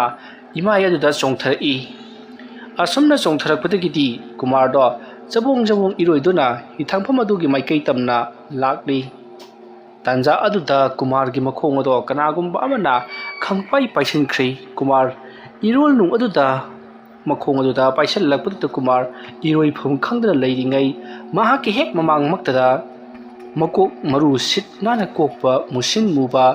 लौथोकलबा मी अमगुम ममित मना इमु मुबा मुसिन मुबा मीगे सत्तम अमा थबाक फावबा बुंग लाउना फावगलकलै मदु उरुबदगिदि कुमार स्वाइ लाउखिदुना महा तुंगहन्दुना इरोइनबा होनबदा करिसु उपाय लैखिद्रे मसादो तपमा तपना इरोलनुदा सुमसुम लुपथरई मतवा समना लुपथरकपदगिदि कुमार महांगा लुपथरकलिबा जगा अदुदा पुंगान nganthorакलै महांना nganthorакपदुदा करिनो हाइदुना इरोनु अदुदा लैदुना जेंगलकपदा मोहन अमदि धनी ओंथोकपा फिबम अमदा लेपलगा लैरमली इरोनु अदुदा उरिबदु सोरदि होनबा ngamba natte मसिदगिदि कुमारदो सोरदो असुम असुम होनबा ngamlaktabadagi इरोनु अदुदगी फावगतनबगिदमक्ता यामना कना होनरी अदुबु करिसु उपाय लैरमदे महाग इरोनु अदुदा assume assume लुपथख्रे मसिदगिदि assume assume ममसिनखिबदगिदि Kumar सोर होनबा ngamlaktabadagi अदुमक इरोनु अदुदा इराक संदुना सिरे मासिगी मतुंग कुमार तपना इरोनु अदुदगी इमाइ थक अदुदा तावखलकले मतौ असुमना कुमार इसिंग इयाइ अदुदा तावरगा लैरी मतमदि असुम हौख्रे हौजिक्ति मथंगी नोंग nganthorакलै नोंग ngalakलबा अदुदा मखोइ लैरिबा खोइथालंथा तौरिबा मखोइगी पाट अदुदा लैगदौरिबा चटकदौरिबा मयामदो मथंग मथंग हमनरदुना पाट लोमदा लाक्लै मतौ असुमना खुलगी खुंजा नुपासिंग अदु येली पाट हाइरिबा पाट अदुदा असुम लाक्पना पाट अदो यौसिलकलै मसिदगिदि मखोइ हि मथंग मथंग तोंदुना थौदोरकपददि कुमारगी थवा याउद्रबा हक्सांगना इयाइ अदुदा तावरगा लैरिबदु उरी मदु उबदा मयाम हि होंजनदुना करिनो तौरिबसिदि कुमार नत्रसिबो हाइदुना मयामदो कुमारदो उपलगा तावरिबदु हिदा सिखतुना कुमारपु यामना कन्ना लाक्नरी असबना महाकु ꯒ꯭ꯌꯥꯟ ꯂꯥꯛꯅꯔꯕꯁꯨ ꯊꯋꯥꯏ ꯌꯥꯎꯗ꯭ꯔꯕ ꯀꯨꯃꯥꯔ ꯑꯃꯨꯛ ꯍꯟꯅ ꯒ꯭ꯌꯥꯟ ꯂꯥꯛꯈꯤꯗ꯭ꯔꯦ꯫ ꯃꯁꯤꯗꯒꯤꯗꯤ ꯀꯨꯃꯥꯔꯒꯤ ꯏꯃꯨꯡ ꯃꯅꯨꯡꯗ ꯄꯥꯎ ꯄꯤꯕꯗꯒꯤ ꯀꯨꯃꯥꯔꯒꯤ ꯏꯃꯨꯡ ꯃꯅꯨꯡꯒꯤ ꯃꯤꯑꯣꯏꯁꯤꯡꯁꯨ ꯂꯥꯛꯇꯨꯅ ꯊꯣꯛꯂꯤꯕ ꯊꯧꯗꯣꯛ ꯑꯗꯨꯕꯨ ꯀꯔꯤꯅꯣ ꯍꯥꯏꯗꯨꯅ ꯃꯈꯣꯏꯁꯨ ꯉꯛꯅ ꯌꯦꯡꯂꯤ꯫ ꯉꯔꯥꯡꯗ ꯆꯥꯛ ꯆꯥꯔꯒ ꯇꯨꯝꯈꯤꯕ ꯃꯤꯑꯣꯏ ꯑꯃ ꯅꯣꯡ ꯉꯥꯜꯂꯛꯄꯗ ꯏꯌꯥꯏꯗ ꯇꯥꯎꯗꯨꯅ ꯁꯤꯔꯝꯕ ꯑꯁꯤꯃꯛꯇꯕꯨ ꯀꯅꯥꯅꯗꯤ ꯉꯛꯂꯣꯏꯗꯧꯔꯤꯕꯅꯣ? ꯃꯁꯤꯗꯒꯤꯗꯤ ꯈꯨꯜꯒꯤ ꯈꯨꯟꯖꯥꯁꯤꯡ ꯑꯗꯣ ꯃꯈꯣꯏꯁꯤꯡꯅ ꯊꯥꯔꯝꯕ ꯂꯨ ꯂꯥꯡꯁꯤꯡ ꯑꯗꯨꯗꯤ ꯀꯥꯏꯗꯕ ꯌꯥꯗꯕꯅꯤꯅ ꯂꯣꯏꯅꯃꯛ ꯄꯔꯞ ꯊꯨꯅ ꯌꯥꯡꯅ ꯀꯥꯏꯊꯣꯛꯂꯤ꯫ ꯃꯗꯨꯒꯤ ꯃꯇꯨꯡꯗ ꯀꯨꯃꯥꯔꯗꯣ ꯃꯈꯣꯏꯒꯤ ꯂꯩꯀꯥꯏꯗ ꯍꯧꯅꯕꯤ ꯃꯇꯨꯡꯏꯟꯅ ꯄꯣꯠꯂꯣꯏꯕꯒꯤ ꯊꯧꯔꯝ ꯄꯥꯡꯊꯣꯛꯈ꯭ꯔꯦ꯫ ꯃꯇꯧ ꯑꯁꯨꯝꯅ ꯄꯣꯠꯂꯣꯏꯕꯗꯨ ꯂꯣꯏꯔꯕ ꯃꯇꯨꯡꯗ ꯈꯨꯜ ꯑꯗꯨꯒꯤ ꯃꯤꯌꯥꯝ ꯄꯨꯝꯅꯃꯛꯅ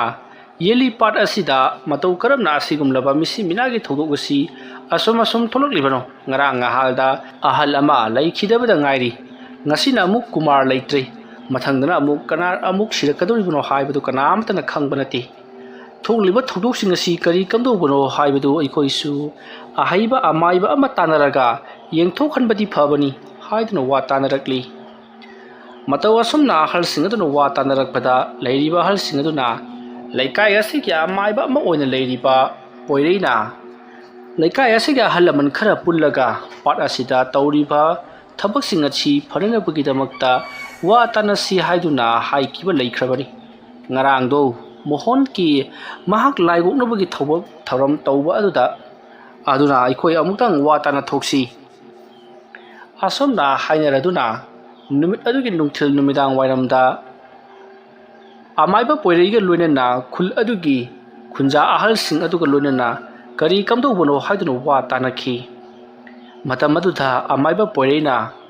ꯀꯅꯥꯒꯨꯝꯕ ꯃꯤꯑꯣꯏ ꯈꯔꯅ ꯄꯥꯠ ꯑꯁꯤꯗ ꯐꯠꯇꯕ ꯊꯕꯛ ꯀꯌꯥ ꯑꯃ ꯇꯧꯁꯤꯟꯕꯗꯒꯤ ꯄꯥꯠ ꯑꯁꯤꯗ ꯂꯩꯔꯤꯕ ꯂꯥꯏꯔꯦꯝꯕꯤ ꯑꯗꯨꯅ ꯁꯥꯎꯕꯗꯒꯤ ꯄꯥꯠ ꯑꯁꯤꯗ ꯀꯅꯥ ꯑꯃꯠꯇ ꯀꯨꯝꯂꯛꯇꯅꯕ ꯍꯥꯏꯗꯅ ꯇꯧꯔꯤꯕ ꯀꯗꯔꯅꯤ꯫ ꯃꯔꯝ ꯑꯗꯨꯅ ꯃꯍꯥꯛꯅ ꯇꯧꯔꯤꯕ ꯑꯗꯨ ꯁꯥꯎꯗꯅꯕꯒꯤꯗꯃꯛꯇ ꯑꯩꯈꯣꯏꯕꯨ ꯉꯥꯛꯄꯤꯅꯕꯒꯤꯗꯃꯛꯇ ꯂꯥꯏ ꯑꯃ ꯈꯣꯏꯔꯝꯗꯕ ꯌꯥꯔꯔꯣꯏ꯫ ꯍꯥꯏꯔꯤꯕ ꯂꯥꯏ ꯑꯁꯦ ꯈꯣꯏꯔꯝꯕ ꯃꯇꯝꯗ ꯄꯩꯁꯥ ꯑꯁꯨꯛꯀꯤ ꯃꯇꯤꯛ ꯆꯪꯒꯗꯧꯔꯤꯕꯅꯤ꯫ ꯍꯥꯏꯔꯤꯕ ꯁꯦꯟꯐꯝꯁꯤꯡ ꯑꯁꯤꯅ ꯀꯠꯇ꯭ꯔꯕꯗꯤ ꯂꯥꯏ ꯑꯁꯦ ꯄꯥꯡꯍꯜꯂꯨ ꯍꯥꯏꯕ ꯌꯥꯔꯣꯏꯗꯧꯔꯤ꯫ ꯑꯗꯨꯝꯅ ꯍꯥꯏꯔꯛꯄꯗ ꯂꯩꯔꯤꯕꯁꯤꯡ ꯑꯗꯨꯅ ꯀꯔꯤꯅꯣꯅꯦ ꯏꯕꯨꯡꯉꯣ ꯅꯍꯥꯛꯅ ꯍꯥꯏꯔꯤꯕꯗꯨꯕꯣ? ꯂꯥꯏꯅꯕꯨ ꯄꯩꯁꯥ ꯀꯩꯗꯧꯅꯒꯗꯧꯔꯤꯕꯅꯣ? ꯂꯥꯏꯗ ꯄꯩꯁꯥ ꯀꯠꯀꯅꯤ ꯍꯥꯏꯔꯤꯕꯁꯤꯕꯣ?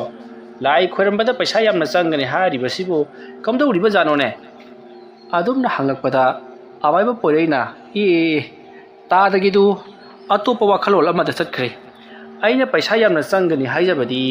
ꯂꯥꯏ ꯈꯣꯏꯔꯝꯕꯒꯤ ꯄꯣꯠꯂꯝ ꯆꯩꯔꯝ ꯂꯥꯡꯕꯗ ꯁꯦꯟꯗꯨ ꯌꯥꯝꯅ ꯆꯪꯒꯅꯤ ꯍꯥꯏꯖꯕꯅꯤ꯫ ꯂꯥꯏ ꯑꯁꯤ ꯈꯣꯏꯔꯝꯕ ꯑꯃꯗꯤ ꯇꯥꯏꯅꯕ ꯃꯇꯝꯗ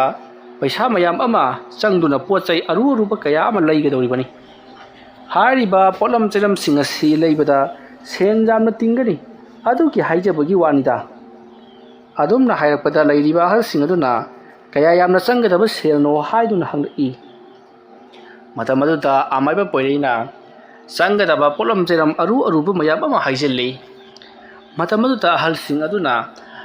ꯅꯪꯅ ꯍꯥꯏꯔꯤꯕ ꯄꯣꯠꯂꯝ ꯆꯩꯔꯝꯁꯤꯡ ꯑꯗꯨꯗꯤ ꯑꯣꯟꯊꯣꯛꯅꯁꯨ ꯇꯥꯡꯈ꯭ꯔꯦ, ꯑꯗꯨꯒ ꯅꯍꯥꯛꯅ ꯍꯥꯏꯔꯤꯕ ꯕ꯭ꯔꯖꯒꯤ ꯁꯤꯡꯖꯪ ꯍꯥꯏꯔꯤꯕ ꯑꯗꯨꯗꯤ ꯑꯩꯈꯣꯏꯅꯁꯨ ꯐꯪꯕ ꯅꯠꯇꯦ, ꯀꯗꯥꯏꯗꯒꯤ ꯂꯧꯔꯒꯗꯧꯔꯤꯕꯅꯣ? ꯑꯗꯨꯝꯅ ꯍꯥꯏꯔꯛꯄꯗ ꯑꯃꯥꯏꯕ ꯄꯣꯏꯔꯩꯅ ꯑꯗꯨꯒꯤꯗꯃꯛꯇꯗꯤ ꯀꯔꯤꯁꯨ ꯃꯤꯄꯥꯏꯅꯤꯡꯉꯥꯏ ꯂꯩꯇꯦ, ꯃꯗꯣ ꯑꯩꯉꯣꯟꯗꯕꯨꯗꯤ ꯂꯩꯇꯦ, ꯑꯗꯨꯕꯨ ꯑꯇꯣꯞꯄ ꯑꯃꯥꯏꯕꯁꯤꯡꯒꯤ ꯃꯈꯨꯠꯇ ꯂꯩ꯫ ꯃꯗꯣ ꯄꯩꯁꯥ ꯌꯥꯝꯅ ꯄꯤꯔꯒ ꯂꯩꯔꯒꯗꯤ ꯌꯥꯒꯅꯤ, ꯃꯗꯨ ꯅꯠꯇ꯭ꯔꯕꯗꯤ ꯀꯔꯤꯁꯨ ꯀꯥꯟꯅꯕ ꯐꯪꯂꯣꯏ ꯑꯩꯈꯣꯏꯅ ꯂꯥꯏ ꯈꯣꯏꯔꯝꯕꯗ꯫ ꯑꯗꯨꯝꯅ ꯑꯩꯈꯣꯏꯅ ꯐꯅꯅꯕ ꯂꯥꯏ ꯈꯣꯏꯔꯝꯃꯨꯕ꯭ꯔꯥ ꯍꯥꯏꯕꯕꯨ ꯎꯁꯤꯠꯇꯦ ꯍꯥꯏꯗꯨꯅ ꯍꯦꯟꯅ ꯁꯥꯊꯤꯔꯛꯄꯁꯨ ꯌꯥꯔꯤꯕ ꯄꯣꯠꯅꯤ꯫ ꯃꯔꯝ ꯑꯗꯨꯅ ꯑꯩꯈꯣꯏ ꯑꯊꯨꯕ ꯃꯇꯝꯗ ꯂꯥꯏ ꯑꯗꯣ ꯈꯣꯏꯔꯝꯊꯣꯛꯁꯤ, ꯅꯠꯇ꯭ꯔꯕꯗꯤ ꯈꯨꯜ ꯂꯩꯀꯥꯏ ꯑꯁꯤꯗ ꯂꯩꯔꯤꯕ ꯉꯥꯃꯤ ꯄꯨꯝꯅꯃꯛ ꯅꯣꯡꯃ ꯀꯥꯡꯗꯅ ꯃꯊꯪ ꯑꯁꯨꯝ ꯁꯤꯔꯛꯂꯒꯅꯤ꯫ ꯑꯗꯨꯝꯅ ꯑꯃꯥꯏꯕ ꯄꯣꯏꯔꯩꯅ ꯍꯥꯏꯔꯛꯄꯗꯨꯗ ꯃꯌꯥꯝꯗꯣ ꯀꯔꯤ ꯇꯧꯁꯤꯒꯦ ꯍꯥꯏꯗꯨꯅ ꯋꯥ ꯈꯟꯅꯔꯛꯂꯤ꯫ ꯑꯁꯨꯝꯅ ꯋꯥ ꯈꯟꯅꯔꯕ ꯃꯇꯨꯡꯗ ꯃꯌꯥꯝꯅ ꯍꯥꯏꯔꯦ, ꯐꯔꯦ ꯑꯗꯨ ꯑꯣꯏꯕ ꯇꯥꯔꯒꯗꯤ ꯂꯨꯄꯥ ꯀꯌꯥ ꯌꯥꯝꯅ ꯆꯪꯒꯗꯕꯅꯣ ꯍꯥꯏꯗꯨꯅ ꯑꯃꯥꯏꯕ ꯄꯣꯏꯔꯩꯗ ꯂꯩꯔꯤꯕ ꯑꯍꯜꯁꯤꯡ ꯑꯗꯨꯅ ꯍꯪꯉꯤ꯫ ꯃꯇꯝ ꯑꯗꯨꯗ ꯑꯃꯥꯏꯕ ꯄꯣꯏꯔꯩꯅ ꯍꯥꯏꯔꯤꯕ ꯂꯥꯏꯒꯤ ꯑꯣꯏꯕ ꯁꯤꯡꯖꯪ ꯑꯗꯨꯗꯤ ꯌꯥꯝꯅ ꯇꯥꯡꯈ꯭ꯔꯦ, ꯑꯗꯨꯅ ꯂꯨꯄꯥ ꯂꯥꯛ 3ꯗꯤ ꯁꯨꯡꯁꯣꯏ ꯁꯣꯏꯗꯅ ꯆꯪꯅꯔꯒꯅꯤ꯫ ꯃꯗꯨꯒꯤ ꯃꯇꯨꯡꯗ ꯑꯇꯩ ꯄꯣꯠꯂꯝ ꯆꯩꯔꯝꯁꯤꯡ ꯑꯗꯨꯗꯤ ꯂꯨꯄꯥ 40,000-50,000 ꯑꯗꯨꯃꯛ ꯀꯣꯟꯅꯔꯒꯅꯤ꯫ ꯑꯗꯨꯝꯅ ꯍꯥꯏꯔꯛꯄꯗ ꯂꯩꯔꯤꯕ ꯑꯍꯜꯁꯤꯡ ꯑꯗꯨꯗꯤ ꯀꯔꯤ ꯂꯨꯄꯥ ꯂꯥꯛ 3 ꯆꯪꯒꯗꯧꯔꯤꯕ? ꯂꯥꯏ ꯑꯃ ꯈꯣꯏꯔꯝꯕꯗꯕꯣ ꯑꯁꯨꯝꯅ ꯍꯥꯏꯔꯛꯄꯗ ꯑꯃꯥꯏꯕ ꯄꯣꯏꯔꯩꯅ ꯑꯩꯅ ꯍꯥꯏꯔꯤꯕꯁꯤꯗ ꯊꯥꯖꯕꯤꯗ꯭ꯔꯒꯗꯤ ꯑꯇꯣꯞꯄ ꯑꯃꯥꯏꯕꯁꯤꯡ ꯀꯧꯔꯒ ꯌꯦꯡꯕꯤꯔꯨꯕ ꯌꯥꯒꯅꯤ ꯃꯈꯣꯏꯅ ꯈꯣꯏꯔꯝꯕꯗꯁꯨ ꯐꯒꯗꯕ ꯂꯩꯇꯦ ꯑꯗꯨꯒ ꯀꯔꯤꯒꯨꯝꯕꯗ ꯐꯅꯅꯕ ꯈꯣꯏꯔꯝꯒꯦ ꯍꯥꯏꯔꯒꯗꯤ ꯑꯩꯅ ꯍꯥꯏꯔꯛꯂꯤꯕ ꯑꯁꯤꯒ ꯃꯥꯟꯅꯅ ꯑꯗꯨꯃꯛ ꯍꯥꯏꯔꯛꯀꯅꯤ ꯐꯔꯦ ꯃꯌꯥꯝꯅ ꯈꯟꯅꯕꯤꯒꯗꯕꯗꯣ ꯑꯗꯨꯝ ꯈꯟꯅꯔꯣ ꯑꯩꯒꯤꯗꯤ ꯃꯌꯥꯝꯗ ꯁꯤꯅ ꯍꯦꯟꯅ ꯐꯒꯅꯤ ꯑꯃꯗꯤ ꯇꯧꯔꯤꯕ ꯑꯁꯤꯕꯨ ꯐꯅꯅꯕ ꯃꯑꯣꯡꯗꯨ ꯃꯌꯥꯝꯗ ꯍꯥꯏꯖꯕꯒꯤ ꯋꯥꯅꯤ ꯑꯗꯨꯒ ꯃꯌꯥꯝꯗ ꯀꯔꯤꯒꯨꯝꯕ ꯑꯃꯒ ꯍꯥꯏꯖꯔꯝꯒꯦ ꯃꯗꯨꯗꯤ ꯂꯨꯄꯥ ꯂꯥꯛ 3 ꯍꯥꯏꯔꯤꯕꯁꯤ ꯑꯩꯅ ꯂꯧꯒꯗꯕ ꯅꯠꯇꯦ ꯅꯈꯣꯏꯅ ꯍꯧꯖꯤꯛ ꯍꯥꯏꯅꯈꯤꯕ ꯕ꯭ꯔꯖꯒꯤ ꯁꯤꯡꯖꯪ ꯍꯥꯏꯔꯤꯕ ꯑꯗꯨꯒꯤ ꯃꯃꯜꯅꯤ ꯃꯗꯨꯗꯤ ꯁꯤꯡꯖꯪ ꯑꯗꯨ ꯂꯩꯕ ꯃꯇꯝꯗ ꯌꯣꯜꯂꯤꯕ ꯃꯤ ꯑꯗꯨꯗ ꯑꯩꯅ ꯄꯤꯊꯣꯛꯂꯝꯂꯒꯗꯕꯅꯤ ꯃꯌꯥꯝꯅꯗꯤ ꯑꯩꯅ ꯂꯧꯒꯗꯕ ꯑꯣꯏꯅ ꯈꯜꯂꯝꯒꯅꯤ ꯐꯔꯦ ꯑꯗꯨꯗꯤ ꯑꯩꯁꯨ ꯌꯨꯝꯗ ꯑꯃꯨꯛ ꯍꯟꯖꯔꯒꯦ ꯃꯌꯥꯝ ꯋꯥ ꯇꯥꯟꯅꯕꯤꯍꯧꯔꯣ ꯀꯔꯤꯒꯨꯝꯕꯗ ꯊꯕꯛ ꯑꯗꯨꯅ ꯀꯔꯤ ꯀꯝꯗꯧꯁꯤꯒꯦ ꯍꯥꯏꯕꯗꯨ ꯇꯥꯟꯅꯔꯕ ꯃꯇꯨꯡꯗ ꯑꯩꯉꯣꯟꯗ ꯑꯃꯨꯛ ꯄꯥꯎ ꯄꯤꯕꯤꯔꯛꯎ ꯑꯗꯨꯝꯅ ꯑꯃꯥꯏꯕ ꯄꯣꯏꯔꯩꯅ ꯍꯧꯒꯠꯇꯨꯅ ꯆꯠꯈꯤꯒꯦ ꯇꯧꯔꯛꯄꯗ ꯃꯈꯣꯏ ꯃꯌꯥꯝꯒꯤ ꯃꯔꯛꯇꯒꯤ ꯑꯃꯅ ꯉꯥꯏꯈꯣꯅꯦ ꯄꯣꯏꯔꯩ ꯏꯕꯨꯡꯉꯣ ꯅꯪꯕꯣ ꯅꯪ ꯌꯥꯎꯅ ꯋꯥ ꯑꯁꯤ ꯇꯥꯟꯅꯗ꯭ꯔꯕꯗꯤ ꯀꯔꯝꯍꯥꯏꯅ ꯑꯩꯈꯣꯏꯅ ꯏꯊꯟꯇꯅ ꯋꯥ ꯇꯥꯟꯅꯒꯗꯧꯔꯤꯕꯅꯣ ꯐꯔꯦꯁꯦ ꯑꯃꯕꯨ ꯑꯣꯏꯔꯦ ꯂꯨꯄꯥ ꯂꯥꯛ 3 ꯄꯤ ꯍꯥꯏꯔꯤꯕ ꯃꯗꯨꯒꯤ ꯕ꯭ꯔꯖꯒꯤ ꯁꯤꯡꯖꯪ ꯑꯗꯨ ꯂꯩꯕ ꯇꯥꯕꯅꯤ ꯑꯗꯨꯒ ꯑꯇꯩ ꯑꯊꯦꯟꯄꯣꯠ ꯃꯌꯥꯝ ꯑꯃ ꯂꯩꯒꯅꯤ ꯍꯥꯏꯔꯤꯕꯗꯨꯁꯨ ꯂꯩꯕ ꯇꯥꯕꯅꯤ ꯑꯗꯨꯗꯤ ꯃꯌꯥꯝ ꯂꯩꯀꯥꯏ ꯈꯨꯜ ꯑꯁꯤꯗ ꯂꯨꯄꯥ ꯀꯌꯥ ꯈꯥꯏꯔꯒꯗꯤ ꯂꯨꯄꯥ ꯂꯥꯛ 3,50,60 ꯌꯧꯒꯗꯒꯦ ꯍꯥꯏꯕꯗꯨ ꯑꯃꯨꯛꯇꯪ ꯍꯣꯠꯇꯣꯛꯂꯁꯤ ꯑꯗꯨꯝꯅ ꯑꯍꯜ ꯑꯗꯨꯅ ꯍꯥꯏꯔꯛꯄꯗꯨꯗ ꯂꯩꯔꯤꯕꯁꯤꯡ ꯑꯗꯨꯅꯁꯨ ꯍꯣꯏ ꯑꯗꯨꯃ ꯇꯧꯔꯁꯤ ꯅꯠꯇ꯭ꯔꯕꯗꯤ ꯑꯩꯈꯣꯏ ꯄꯇꯥꯕ ꯉꯝꯂꯣꯏꯗꯧꯔꯤ ꯑꯁꯨꯝꯅ ꯃꯈꯣꯏ ꯌꯨꯝ ꯑꯃꯗ ꯂꯨꯄꯥꯀꯌꯥ ꯈꯥꯏꯔꯒ ꯂꯨꯄꯥ ꯂꯥꯛ 3,50,60 ꯌꯧꯒꯗꯒꯦ ꯍꯥꯏꯗꯨꯅ ꯋꯥ ꯇꯥꯟꯅꯔꯤ ꯑꯁꯨꯝꯅ ꯍꯣꯠꯄ ꯌꯥꯕ ꯍꯣꯠꯂꯕꯒꯤ ꯇꯨꯡꯗ ꯌꯨꯝ ꯑꯃꯃꯝꯗ ꯌꯥꯝꯗ꯭ꯔꯕꯗ ꯂꯨꯄꯥ 500-400ꯇꯤ ꯈꯥꯏꯕꯗ ꯑꯗꯨꯃꯛ ꯃꯇꯥꯔꯦ ꯃꯁꯤꯒꯤ ꯃꯇꯨꯡ ꯍꯧꯖꯤꯛꯇꯤ ꯋꯥꯐꯝ ꯑꯗꯨꯗ ꯌꯥꯅꯔꯕꯅꯤꯅ ꯄꯩꯁꯥꯁꯤꯡ ꯑꯗꯨꯁꯨ ꯈꯥꯏꯒꯠꯅꯕ ꯍꯥꯏꯗꯨꯅ ꯍꯧꯖꯤꯛꯇꯤ ꯂꯩꯀꯥꯏ ꯑꯗꯨꯒꯤ ꯂꯩꯔꯤꯕ ꯌꯨꯝꯁꯤꯡꯗ ꯄꯥꯎ ꯊꯥꯗꯨꯅ ꯈꯪꯍꯟꯈ꯭ꯔꯦ ꯃꯇꯧ ꯑꯁꯨꯝꯅ ꯁꯤꯟꯕ ꯂꯥꯡꯕ ꯄꯨꯡꯂꯣꯏ ꯂꯣꯏꯔꯛꯂꯗꯨꯅ ꯃꯈꯣꯏꯅ ꯂꯥꯏ ꯈꯣꯏꯔꯝꯕꯒꯤ ꯃꯇꯝ ꯑꯗꯣ ꯂꯦꯞꯅꯔꯛꯂꯤ ꯃꯇꯝ ꯑꯗꯨꯗ ꯑꯃꯥꯏꯕ ꯄꯣꯏꯔꯩꯅ ꯉꯥꯏꯈꯣ ꯈꯨꯟꯖꯥ ꯃꯌꯥꯝꯁꯤꯡ ꯐꯤꯡꯒꯠꯃꯟꯈ꯭ꯔꯦ ꯄꯩꯁꯥꯁꯤꯡ ꯑꯁꯤ ꯈꯣꯝꯖꯤꯟꯕꯗ ꯅꯨꯃꯤꯠ 4-5ꯅꯤ ꯆꯪꯈ꯭ꯔꯕꯅꯤꯅ ꯍꯧꯖꯤꯛ ꯑꯃꯨꯛ ꯑꯩꯅ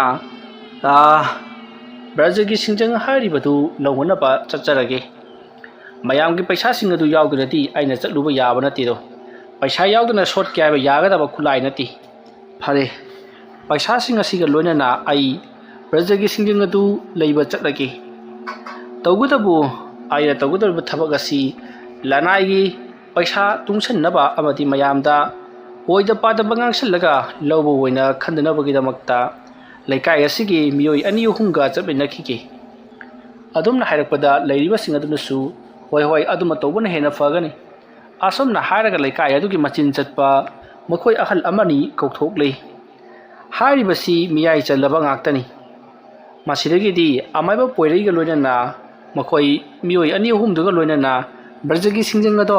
ꯂꯩꯅꯕꯒꯤꯗꯃꯛꯇ ꯂꯥꯛꯈꯤ ꯑꯁꯨꯝ ꯂꯥꯛꯄꯅ ꯍꯧꯖꯤꯛꯇꯤ ꯆꯥꯎꯔꯕ ꯆꯤꯡꯅꯨꯡ ꯑꯃ ꯌꯧꯁꯤꯜꯂꯛꯂꯤ ꯆꯤꯡꯅꯨꯡ ꯑꯗꯨ ꯌꯧꯁꯤꯜꯂꯛꯂꯕꯗ ꯒꯥꯔꯤ ꯑꯗꯨ ꯈꯥꯝꯂꯝꯂꯒ ꯃꯈꯣꯏ ꯄꯔꯞ ꯆꯤꯡꯒꯤ ꯆꯤꯡꯊꯛꯂꯣꯝꯗ ꯀꯥꯈꯠꯂꯛꯏ ꯃꯇꯝ ꯑꯗꯨꯗ ꯂꯥꯏ ꯅꯤꯡꯕ ꯁꯥꯕ ꯃꯈꯣꯏ ꯃꯤꯑꯣꯏ ꯃꯌꯥꯝ ꯑꯃ ꯂꯩꯔꯝꯂꯤ ꯃꯤꯑꯣꯏ ꯃꯌꯥꯝ ꯑꯃ ꯂꯩꯔꯝꯂꯤꯕ ꯑꯗꯨꯗ ꯑꯃꯥꯏꯕ ꯄꯣꯏꯔꯩꯅ ꯃꯍꯥꯛꯅ ꯂꯥꯛꯂꯤꯕ ꯑꯗꯨꯒꯤ ꯃꯔꯝ ꯍꯥꯏꯔꯔꯤ ꯃꯇꯝ ꯑꯗꯨꯗ ꯂꯩꯔꯝꯂꯤꯕ ꯃꯤꯑꯣꯏꯁꯤꯡ ꯑꯗꯨꯅ ꯅꯪꯅ ꯍꯥꯏꯔꯤꯕ ꯄꯣꯠꯁꯛ ꯑꯗꯨ ꯑꯩꯈꯣꯏꯒꯤ ꯈꯨꯠꯇ ꯂꯩ ꯑꯗꯨꯕꯨ ꯃꯁꯦ ꯏꯂꯥꯏ ꯂꯥꯏꯅ ꯂꯧꯕꯗꯤ ꯌꯥꯔꯣꯏ ꯌꯥꯝꯂꯕ ꯄꯩꯁꯥ ꯄꯤꯒꯗꯕꯅꯤ ꯍꯥꯏꯔꯛꯄꯗ ꯑꯃꯥꯏꯕ ꯄꯣꯏꯔꯩꯅ ꯂꯨꯄꯥ ꯂꯥꯛ 3 ꯑꯗꯣ ꯊꯣꯛ ꯂꯥꯎꯅ ꯄꯤꯁꯜꯂꯤ ꯃꯁꯤꯗꯒꯤꯗꯤ ꯃꯤꯑꯣꯏ ꯑꯗꯨꯅ ꯐꯔꯦ ꯑꯗꯨ ꯑꯣꯏꯔꯕꯗꯤ ꯍꯥꯏꯗꯨꯅ ꯕ꯭ꯔꯖꯒꯤ ꯁꯤꯡꯖꯪꯅꯤ ꯍꯥꯏꯗꯨꯅ ꯑꯃꯨꯕ ꯎꯄꯨ ꯃꯆꯥ ꯑꯃ ꯄꯤꯔꯛꯂꯤ ꯃꯁꯤꯗꯒꯤꯗꯤ ꯃꯈꯣꯏ ꯃꯌꯥꯝꯗꯣ ꯎꯄꯨ ꯃꯆꯥ ꯑꯗꯨ ꯄꯨꯗꯨꯅ ꯃꯌꯨꯝ ꯂꯣꯝꯗ ꯍꯜꯂꯛꯂꯤ ꯃꯇꯝ ꯑꯗꯨꯗ ꯇꯨꯡꯗ ꯂꯩꯍꯧꯔꯤꯕ ꯃꯤꯑꯣꯏꯁꯤꯡ ꯑꯗꯨꯅ ꯑꯊꯥꯞꯄꯗꯒꯤ ꯍꯥꯏꯕꯗꯤ ꯆꯤꯡꯒꯤ ꯊꯦꯜ ꯑꯗꯣꯝꯗꯒꯤ ꯑꯃꯥꯏꯕ ꯄꯣꯏꯔꯩ ꯅꯍꯥꯛ ꯑꯃꯨꯛꯇ ꯉꯥꯏꯈꯣ ꯅꯉꯣꯟꯗ ꯍꯥꯏꯒꯗꯕ ꯋꯥ ꯑꯃ ꯂꯩꯔꯤ ꯑꯁꯨꯝꯅ ꯍꯥꯏꯔꯛꯄꯗꯒꯤ ꯄꯣꯏꯔꯩꯁꯨ ꯀꯔꯤ ꯋꯥꯐꯝꯅꯣ ꯍꯥꯏꯗꯨꯅ ꯀꯥꯈꯠꯈꯤ ꯉꯥꯏꯍꯥꯛ ꯂꯩꯔꯒ ꯄꯣꯏꯔꯩꯗꯣ ꯇꯞꯅ ꯀꯨꯝꯊꯔꯛꯂꯤ ꯑꯗꯨꯒ ꯑꯣꯏꯔꯣꯏ ꯄꯥꯔꯣꯏꯗꯕ ꯉꯥꯛꯇ ꯃꯈꯣꯏꯅ ꯍꯦꯛ ꯉꯥꯡꯕꯁꯤꯃ ꯑꯗꯨꯝꯅ ꯍꯥꯏꯔꯛꯄꯗ ꯂꯥꯛꯃꯤꯟꯅꯔꯤꯕꯁꯤꯡ ꯑꯗꯨꯅ ꯀꯔꯤ ꯀꯔꯝꯕ ꯋꯥꯐꯝꯅꯣ ꯍꯥꯏꯗꯨꯅ ꯍꯪꯉꯤ꯫ ꯃꯇꯝ ꯑꯗꯨꯗ ꯑꯃꯥꯏꯕ ꯄꯣꯏꯔꯩꯅ ꯍꯦꯔꯥ ꯑꯇꯩ ꯅꯠꯇꯦ, ꯑꯩꯈꯣꯏ ꯂꯥꯛꯃꯤꯟꯅꯔꯤꯕꯁꯤꯡ ꯑꯁꯤ ꯑꯃꯥꯏꯕ ꯉꯥꯛꯇ꯭ꯔꯥ ꯅꯠꯇ꯭ꯔꯒꯗꯤ ꯃꯈꯣꯏꯅ ꯑꯃꯥꯏꯕ ꯇꯝꯕꯤꯒꯦ ꯍꯥꯏꯔꯤꯅꯦ? ꯑꯗꯨꯝꯅ ꯍꯥꯏꯔꯛꯄꯗ ꯂꯥꯛꯂꯤꯕꯁꯤꯡ ꯑꯗꯨꯅ ꯀꯗꯥꯏꯗꯒꯤ ꯋꯥꯅꯣꯗ, ꯑꯩꯈꯣꯏꯅ ꯑꯃꯥꯏꯕ ꯇꯝꯃꯒ ꯑꯣꯏꯒꯗꯕ ꯅꯠꯇꯦ, ꯑꯗꯨꯒꯤ ꯁꯔꯨꯛꯄꯨꯗꯤ ꯑꯩꯈꯣꯏ ꯌꯨꯝ ꯌꯧꯅꯕ ꯆꯠꯁꯤ꯫ ꯑꯁꯨꯝꯅ ꯍꯥꯏꯅꯔꯒ ꯃꯈꯣꯏ ꯃꯌꯥꯝ ꯑꯗꯣ ꯃꯌꯨꯝ ꯂꯣꯝꯗ ꯍꯜꯂꯛꯂꯤ꯫ ꯑꯁꯨꯝ ꯂꯥꯛꯄꯅ ꯍꯧꯖꯤꯛꯇꯤ ꯌꯨꯝ ꯌꯧꯔꯗꯨꯅ ꯃꯈꯣꯏ ꯂꯩꯔꯤꯕ ꯃꯤꯌꯥꯝ ꯑꯗꯨꯒ ꯎꯅꯗꯨꯅ ꯋꯥꯔꯤ ꯋꯥꯇꯥꯏ ꯁꯥꯟꯅꯔꯦ꯫ ꯑꯁꯨꯝꯅ ꯋꯥꯔꯤ ꯋꯥꯇꯥꯏ ꯁꯥꯟꯅꯔꯕ ꯃꯇꯨꯡꯗ ꯕ꯭ꯔꯖꯒꯤ ꯁꯤꯡꯖꯪ ꯑꯗꯨꯕꯨ ꯃꯌꯥꯝꯅ ꯌꯦꯡꯅꯔꯤ꯫ ꯑꯁꯨꯝꯅ ꯍꯧꯖꯤꯛꯇꯤ ꯄꯣꯠꯂꯝ ꯆꯩꯔꯝꯁꯨ ꯁꯨꯔꯕꯅꯤꯅ ꯂꯥꯏ ꯈꯣꯏꯔꯝꯕꯒꯤ ꯊꯧꯔꯝ ꯑꯗꯨ ꯍꯣꯔꯦꯟ ꯑꯍꯤꯡ ꯑꯣꯏꯅ ꯄꯥꯡꯊꯣꯛꯂꯁꯤ ꯍꯥꯏꯔꯗꯨꯅ ꯃꯈꯣꯏ ꯑꯊꯦꯟꯄꯣꯠ ꯃꯌꯥꯝ ꯑꯃ ꯁꯤꯟ लांदुना थौरांग पुनमक लोइरी। अमाइबा पोइरैसु मयुम लोमदा हल्लुखिगे, चा इसिंग चारबा मतुंगदा अमुक लाके हाइरदुना अमाइबा पोइरै मयुम लोमदा हलकली। मदुगी मतुंग अमाइबा पोइरैना अइना मतम कयादगी चंगना सागतचरकपा यामलबा सेंफम अमा अइगी ओइननबा खनखिबदु हौजिक्ति फंगदेदना लुपा लाख अहुम अदुगा मसिदसु नत्तना होरेन अमुक कलक्कदौरिबा सेंजामसिंग। असुमना खल्लगा अमाइबा पोइरै यामना हराउना पैसासिंग अदु थमजिनख्री। मसिगी मतुंग महाक चाक चारबा मतुंगदा मयाम लैरिबा अदोमदा अमुक लाक्तुना मयामगी सिलि लांग्लिबदुदा अमुक याउसल्लरी। मतौ असुमना महाकना सिनबा लांगबा पुंग्लोय लोइरक्लदुना नुमिदांग वैरम मोइसल्लकपा अदुवाइदा खुलगी मियाम पुनमक अदो येली पाट हाइरिबा पाट अदुदा लाक्लै। असुम लाक्पना हौजिक्ति पाट अदो यौरक्लबदा अमाइबा पोइरैना मफम चाना महाना पुरक्लिबा पोलम चरमसिंग अदो थमली। अदुगा मखोय मियोय खरगा लोइनना हि अदुदा काखत्तुना पोलम चरमसिंग अदु खरा कलमलबा मतुंगदा हि अमदा अमुक तोंगदुना मफम अमदा इयाय अमदा अमुक कटली। असुमना मफम मफम खुदिंग असुम कलमलबा मतुंगदा इसिंग अदुगी इयाय रोमदो होंतोरक्ली। असुमना पाट अदुगी इयाय रोमदा होंतोरलगा अमाइबा पोइरैना यामना हौना लाउना करीनो लाइरोल अमा यामना कन्ना सोली। असुमना सोलकपदगिदी खंगहौदना मफम अदवाइदा नोंग मंगसिल्लकली। अदुगा खंगहौदना नोंग हैथरकली। तौरिबासिदा मयाम पुनमक कीबा अमदि ngakpana loinarabani। अदुगा खंगहौदना अकाक अराउकी मैंगाना अतिया पुंबा पुंगान पुंगान ngalari। मसिदगिदी मियाम पुनमक अदो किनरी नोंग खाकपगी मखोल अदुना मसिदगिदी खुलगी मियाम पुनमक अदो तुफक तुफक नोंमरक अदुदा लेप्रिङै अमाइबा पोइरैना ngasai mahana lौरुबा ब्रजगी सिंजंग अदो इरोनुंग अदुदा थादख्री। मदुदसु इसिंग इरोनुंगदो पुरुक पुरुक सोबुगुम तौरी। मयाम पुनमक तौरिबसिंग अदुसु लोइनम उरिबनी। मसिदगिदी अमाइबा पोइरैना युमदे यामथुना करक्लसि लाओ हाइदुना युमलोमदा परप परप कानरक्ले। हौजिक्ति खुलगी खुंजा पुनमक युम युम जौनरक्लबदा चुरम्बा नोंग अदुसु हांख्री पुनमक इंगना सिंगना लैख्री। मसिदगिदी मयामना अमाइबा पोइरैसे हाइदि हाइबजानी हाइदुना हाइनरी। मसुमना तौदुना मतम मदु हौख्री। हौजिक्ति लाई खुरम्बसु लोइरबनिना मयाम पुनमक अदो यामना हराउनरी। सोमदना अमाइबा पोइरैदी हराउबदा लोइरबनी। मयामना कलक्पा सेनफमसिंग अमदि लाई खुरम्बदा चंगदबनी हाइदुना मरि लिरदबा पोट मयाम अमा लेहन्दुना यामलबा सेनफम महाकना फंगलबनी। अदुगा ngasai महाकना चलुरिबा मफम अदुदि महाकना अदुमना तौरकनी हाइबसे हाना मांगजुनना हाइदुना लैख्रबा मी ngaktani। हारिबा मी अदुदि मसागी ओइना लाइनिंगदुना लैजबा मियोय ngaktani। अदुबु अमाइबा पोइरैना पैसा खरा पीदुना मखोइसिंग अदुदा असिगुमलबा मियोय खरा कलोइना आइना लाकनी। अदुगा ब्रजगी सिंजंगनि हाइदुना खुलाई अमा पिरउ हाइदुना हाना हाइनदुना लैखिबा ओइबनिना थबकसिंग अदो मखोइना खंगना तरुकलिबनी। असुमना हौजिक्ति नुमिदांगी मतम मोइसिनख्री। मतम अदुदा अमाइबा पोइरैदो अहिंगी मतम अदुदा हौगलक्लगा महाक खुलगी येली पाट हारिबा पाट अदुदा लाक्ली। अदुमना महाका लाक्पा मतमदा लेकाय अदुगी मियोय अमा ओइरिबा मोहन अमदि धनीना उहौरी। मदु उबदा धनी अमदि मोहन हाइनै, अय येंगु अमाइबा पोइरैना तौरिबसिबु करिनो। असुमना हाइनरदुना मखोय अमाइबा पोइरैगी मतुंगदा इनरक्ली। ꯑꯃꯥꯏꯕ ꯄꯣꯏꯔꯩꯁꯨ ꯇꯨꯡ ꯃꯥꯡ ꯌꯦꯡꯗꯕ ꯍꯥꯏꯕꯗꯨꯅꯤ ꯉꯁꯤꯗꯤ ꯃꯍꯥꯛꯀꯤ ꯑꯔꯣꯏꯕ ꯅꯨꯃꯤꯠ ꯑꯣꯏꯌꯨ ꯍꯥꯏꯗꯨꯅ ꯇꯝꯈ꯭ꯔꯕ ꯖꯥꯠꯅꯤ꯫ ꯃꯣꯍꯣꯟ ꯑꯃꯗꯤ ꯙꯅꯤꯁꯨ ꯃꯈꯣꯏꯒꯤ ꯃꯔꯨꯞ ꯑꯃꯒꯤ ꯆꯥꯛꯆꯥꯅꯕ ꯑꯃ ꯂꯣꯏꯔꯒ ꯃꯌꯨꯝꯂꯣꯝꯗ ꯍꯜꯂꯛꯄꯗ ꯄꯣꯏꯔꯩꯅ ꯈꯨꯜꯒꯤ ꯌꯦꯜꯂꯤꯄꯥꯠꯂꯣꯝꯗ ꯆꯠꯈꯤꯕꯗꯣ ꯎꯕꯗꯒꯤ ꯃꯇꯨꯡ ꯂꯥꯞꯇꯛꯅ ꯏꯟꯅꯔꯛꯂꯤꯕꯅꯤ꯫ ꯃꯁꯤꯗꯒꯤꯗꯤ ꯑꯃꯥꯏꯕ ꯄꯣꯏꯔꯩ ꯈꯨꯜꯒꯤ ꯄꯌꯥꯏꯗ ꯃꯍꯥꯛꯅ ꯍꯤ ꯍꯣꯟꯗꯨꯅ ꯆꯠꯈꯤꯕꯗꯣ ꯃꯣꯍꯣꯟ ꯑꯃꯗꯤ ꯙꯅꯤꯅ ꯎꯔꯤ꯫ ꯃꯇꯝ ꯑꯗꯨꯗ ꯃꯣꯍꯣꯟꯅ ꯙꯅꯤꯗ ꯑꯣꯟꯁꯤꯟꯗꯨꯅ, "ꯙꯅꯤ, ꯅꯍꯥꯛꯅ ꯈꯨꯜꯒꯤ ꯃꯤꯌꯥꯝꯁꯤꯡ ꯈꯣꯝꯂꯨꯔꯣ, ꯑꯗꯨꯒ ꯑꯩꯅ ꯑꯃꯥꯏꯕ ꯄꯣꯏꯔꯩꯕꯨ ꯁꯤꯟꯅꯗꯨꯅ ꯂꯩꯔꯝꯒꯦ꯫" ꯑꯁꯨꯝꯅ ꯍꯥꯏꯕꯗꯒꯤ ꯙꯅꯤꯁꯨ ꯍꯣꯏ ꯍꯥꯏꯗꯨꯅ ꯃꯍꯥꯛ ꯂꯩꯀꯥꯏ ꯇꯥꯛꯅꯅꯕꯒꯤꯗꯃꯛꯇ ꯆꯠꯈ꯭ꯔꯤ꯫ ꯃꯁꯤꯗꯒꯤꯗꯤ ꯑꯃꯥꯏꯕ ꯄꯣꯏꯔꯩꯒꯤ ꯃꯇꯨꯡ ꯏꯟꯅꯗꯨꯅ ꯃꯣꯍꯣꯟ ꯇꯞꯅ ꯇꯞꯅ ꯃꯍꯥꯛꯁꯨ ꯂꯥꯞꯇꯛꯅ ꯍꯤ ꯑꯗꯨ ꯍꯣꯟꯗꯨꯅ ꯃꯍꯥꯛ ꯂꯨꯝꯗꯨꯅ ꯍꯧꯔꯤꯕ ꯀꯝꯕꯣꯡꯁꯤꯡ ꯑꯃꯗꯤ ꯆꯣꯔꯣꯠ ꯍꯥꯕꯨꯡꯁꯤꯡ ꯑꯃꯗꯤ ꯈꯣꯏꯃꯣꯝꯅꯆꯤꯡꯕꯁꯤꯡ ꯑꯗꯨꯒꯤ ꯃꯔꯛꯇ ꯂꯨꯝꯗꯨꯅ ꯍꯤ ꯑꯗꯨ ꯍꯣꯟꯗꯨꯅ ꯂꯥꯛꯂꯤ꯫ ꯃꯁꯤꯗꯒꯤꯗꯤ ꯑꯃꯥꯏꯕ ꯄꯣꯏꯔꯩꯅ ꯏꯁꯤꯡꯒꯤ ꯏꯌꯥꯏ ꯏꯄꯥꯛ ꯑꯗꯨꯗ ꯍꯤ ꯑꯗꯨ ꯇꯞꯅ ꯊꯝꯂꯤ, ꯑꯗꯨꯒ ꯏꯃꯥꯏ ꯑꯗꯨꯗ ꯂꯩꯋꯥ ꯈꯔ ꯁꯣꯟꯗꯨꯅ ꯀꯔꯤꯒꯨꯝꯕ ꯈꯔ ꯇꯧꯔꯤ꯫ ꯃꯍꯥꯛꯅ ꯇꯧꯔꯤꯕꯁꯤ ꯃꯍꯥꯛꯀꯤ ꯀꯥꯟꯅꯕꯗꯣ ꯍꯧꯖꯤꯛꯇꯤ ꯂꯣꯏꯔꯕꯅꯤꯅ ꯃꯍꯥꯛꯅ ꯀꯧꯊꯣꯛꯇꯨꯅ ꯁꯤꯖꯤꯟꯅꯔꯤꯕ ꯌꯦꯜꯂꯤꯄꯥꯠꯀꯤ ꯂꯥꯏ ꯑꯗꯨ ꯂꯣꯏꯁꯤꯟꯅꯕꯒꯤꯗꯃꯛꯇ ꯇꯧꯔꯛꯂꯤꯕꯅꯤ꯫ ꯃꯁꯤꯗꯒꯤꯗꯤ ꯂꯩꯔꯤꯕ ꯃꯤꯌꯥꯝ ꯄꯨꯝꯅꯃꯛ ꯑꯗꯨꯅ ꯃꯊꯪ ꯙꯅꯤꯅ ꯄꯥꯎ ꯇꯝꯕꯗꯒꯤ ꯃꯈꯣꯏ ꯃꯌꯥꯝ ꯍꯧꯅꯔꯗꯨꯅ ꯌꯦꯜꯂꯤꯄꯥꯠꯂꯣꯝꯗ ꯂꯥꯛꯂꯤ꯫ ꯑꯁꯨꯝ ꯂꯥꯛꯄꯅ ꯍꯧꯖꯤꯛꯇꯤ ꯈꯨꯟꯖꯥ ꯄꯨꯝꯅꯃꯛ ꯄꯥꯠ ꯑꯗꯨꯒꯤ ꯍꯤꯊꯥꯡꯐꯝ ꯑꯗꯨꯗ ꯌꯧꯔꯛꯂꯤ꯫ ꯑꯗꯨꯕꯨ ꯃꯤꯀꯨꯞ ꯑꯗꯨꯗꯗꯤ ꯑꯃꯥꯏꯕ ꯄꯣꯏꯔꯩꯗꯤ ꯂꯥꯏ ꯇꯩꯅꯕ ꯄꯨꯝꯅꯃꯛ ꯂꯣꯏꯔꯛꯂꯗꯨꯅ ꯃꯍꯥꯛ ꯌꯨꯝꯂꯣꯝꯗ ꯍꯜꯂꯒꯦ ꯍꯥꯏꯗꯨꯅ ꯂꯥꯛꯄ ꯃꯇꯝꯅꯤ꯫ ꯃꯇꯝ ꯑꯗꯨꯗ ꯈꯨꯜꯒꯤ ꯃꯤꯌꯥꯝ ꯑꯃꯅ ꯄꯣꯏꯔꯩꯕꯨ ꯇꯣꯔꯕꯥꯟꯗ ꯂꯥꯛꯄ ꯉꯥꯏꯔꯤꯕꯗꯨ ꯎꯔꯤ꯫ ꯃꯗꯨ ꯎꯕꯗ ꯄꯣꯏꯔꯩꯅ, "ꯀꯔꯤꯅꯣꯅꯦ, ꯈꯨꯜꯒꯤ ꯃꯤꯌꯥꯝꯁꯤꯡ ꯑꯁꯤꯅ ꯑꯩꯕꯨ ꯂꯥꯛꯄ ꯉꯥꯏꯔꯝꯂꯤꯕꯁꯤꯅꯣ? ꯑꯩꯅ ꯇꯧꯔꯤꯕ ꯊꯕꯛꯁꯤ ꯃꯈꯣꯏꯅ ꯈꯪꯈ꯭ꯔꯕ ꯖꯥꯠꯂꯥ?" ꯑꯁꯨꯝꯅ ꯈꯜꯂꯒ ꯃꯍꯥꯛꯅ ꯍꯤ ꯑꯗꯨ ꯇꯞꯅ ꯇꯞꯅ ꯍꯣꯟꯖꯜꯂꯛꯄꯗ ꯃꯤꯌꯥꯝ ꯑꯃ ꯑꯣꯝꯁꯤꯜꯂꯛꯇꯨꯅ ꯄꯣꯏꯔꯩꯕꯨ ꯇꯣꯔꯕꯥꯟꯂꯣꯝꯗ ꯆꯤꯡꯈꯠꯂꯤ꯫ ꯃꯁꯤꯗꯒꯤꯗꯤ ꯄꯣꯏꯔꯩꯅ, "ꯀꯔꯤꯅꯣ ꯃꯌꯥꯝꯅ ꯇꯧꯔꯤꯕꯁꯤꯕꯣ?" ꯍꯥꯏꯗꯨꯅ ꯍꯪꯂꯛꯄꯗ ꯈꯨꯟꯖꯥꯁꯤꯡꯅ,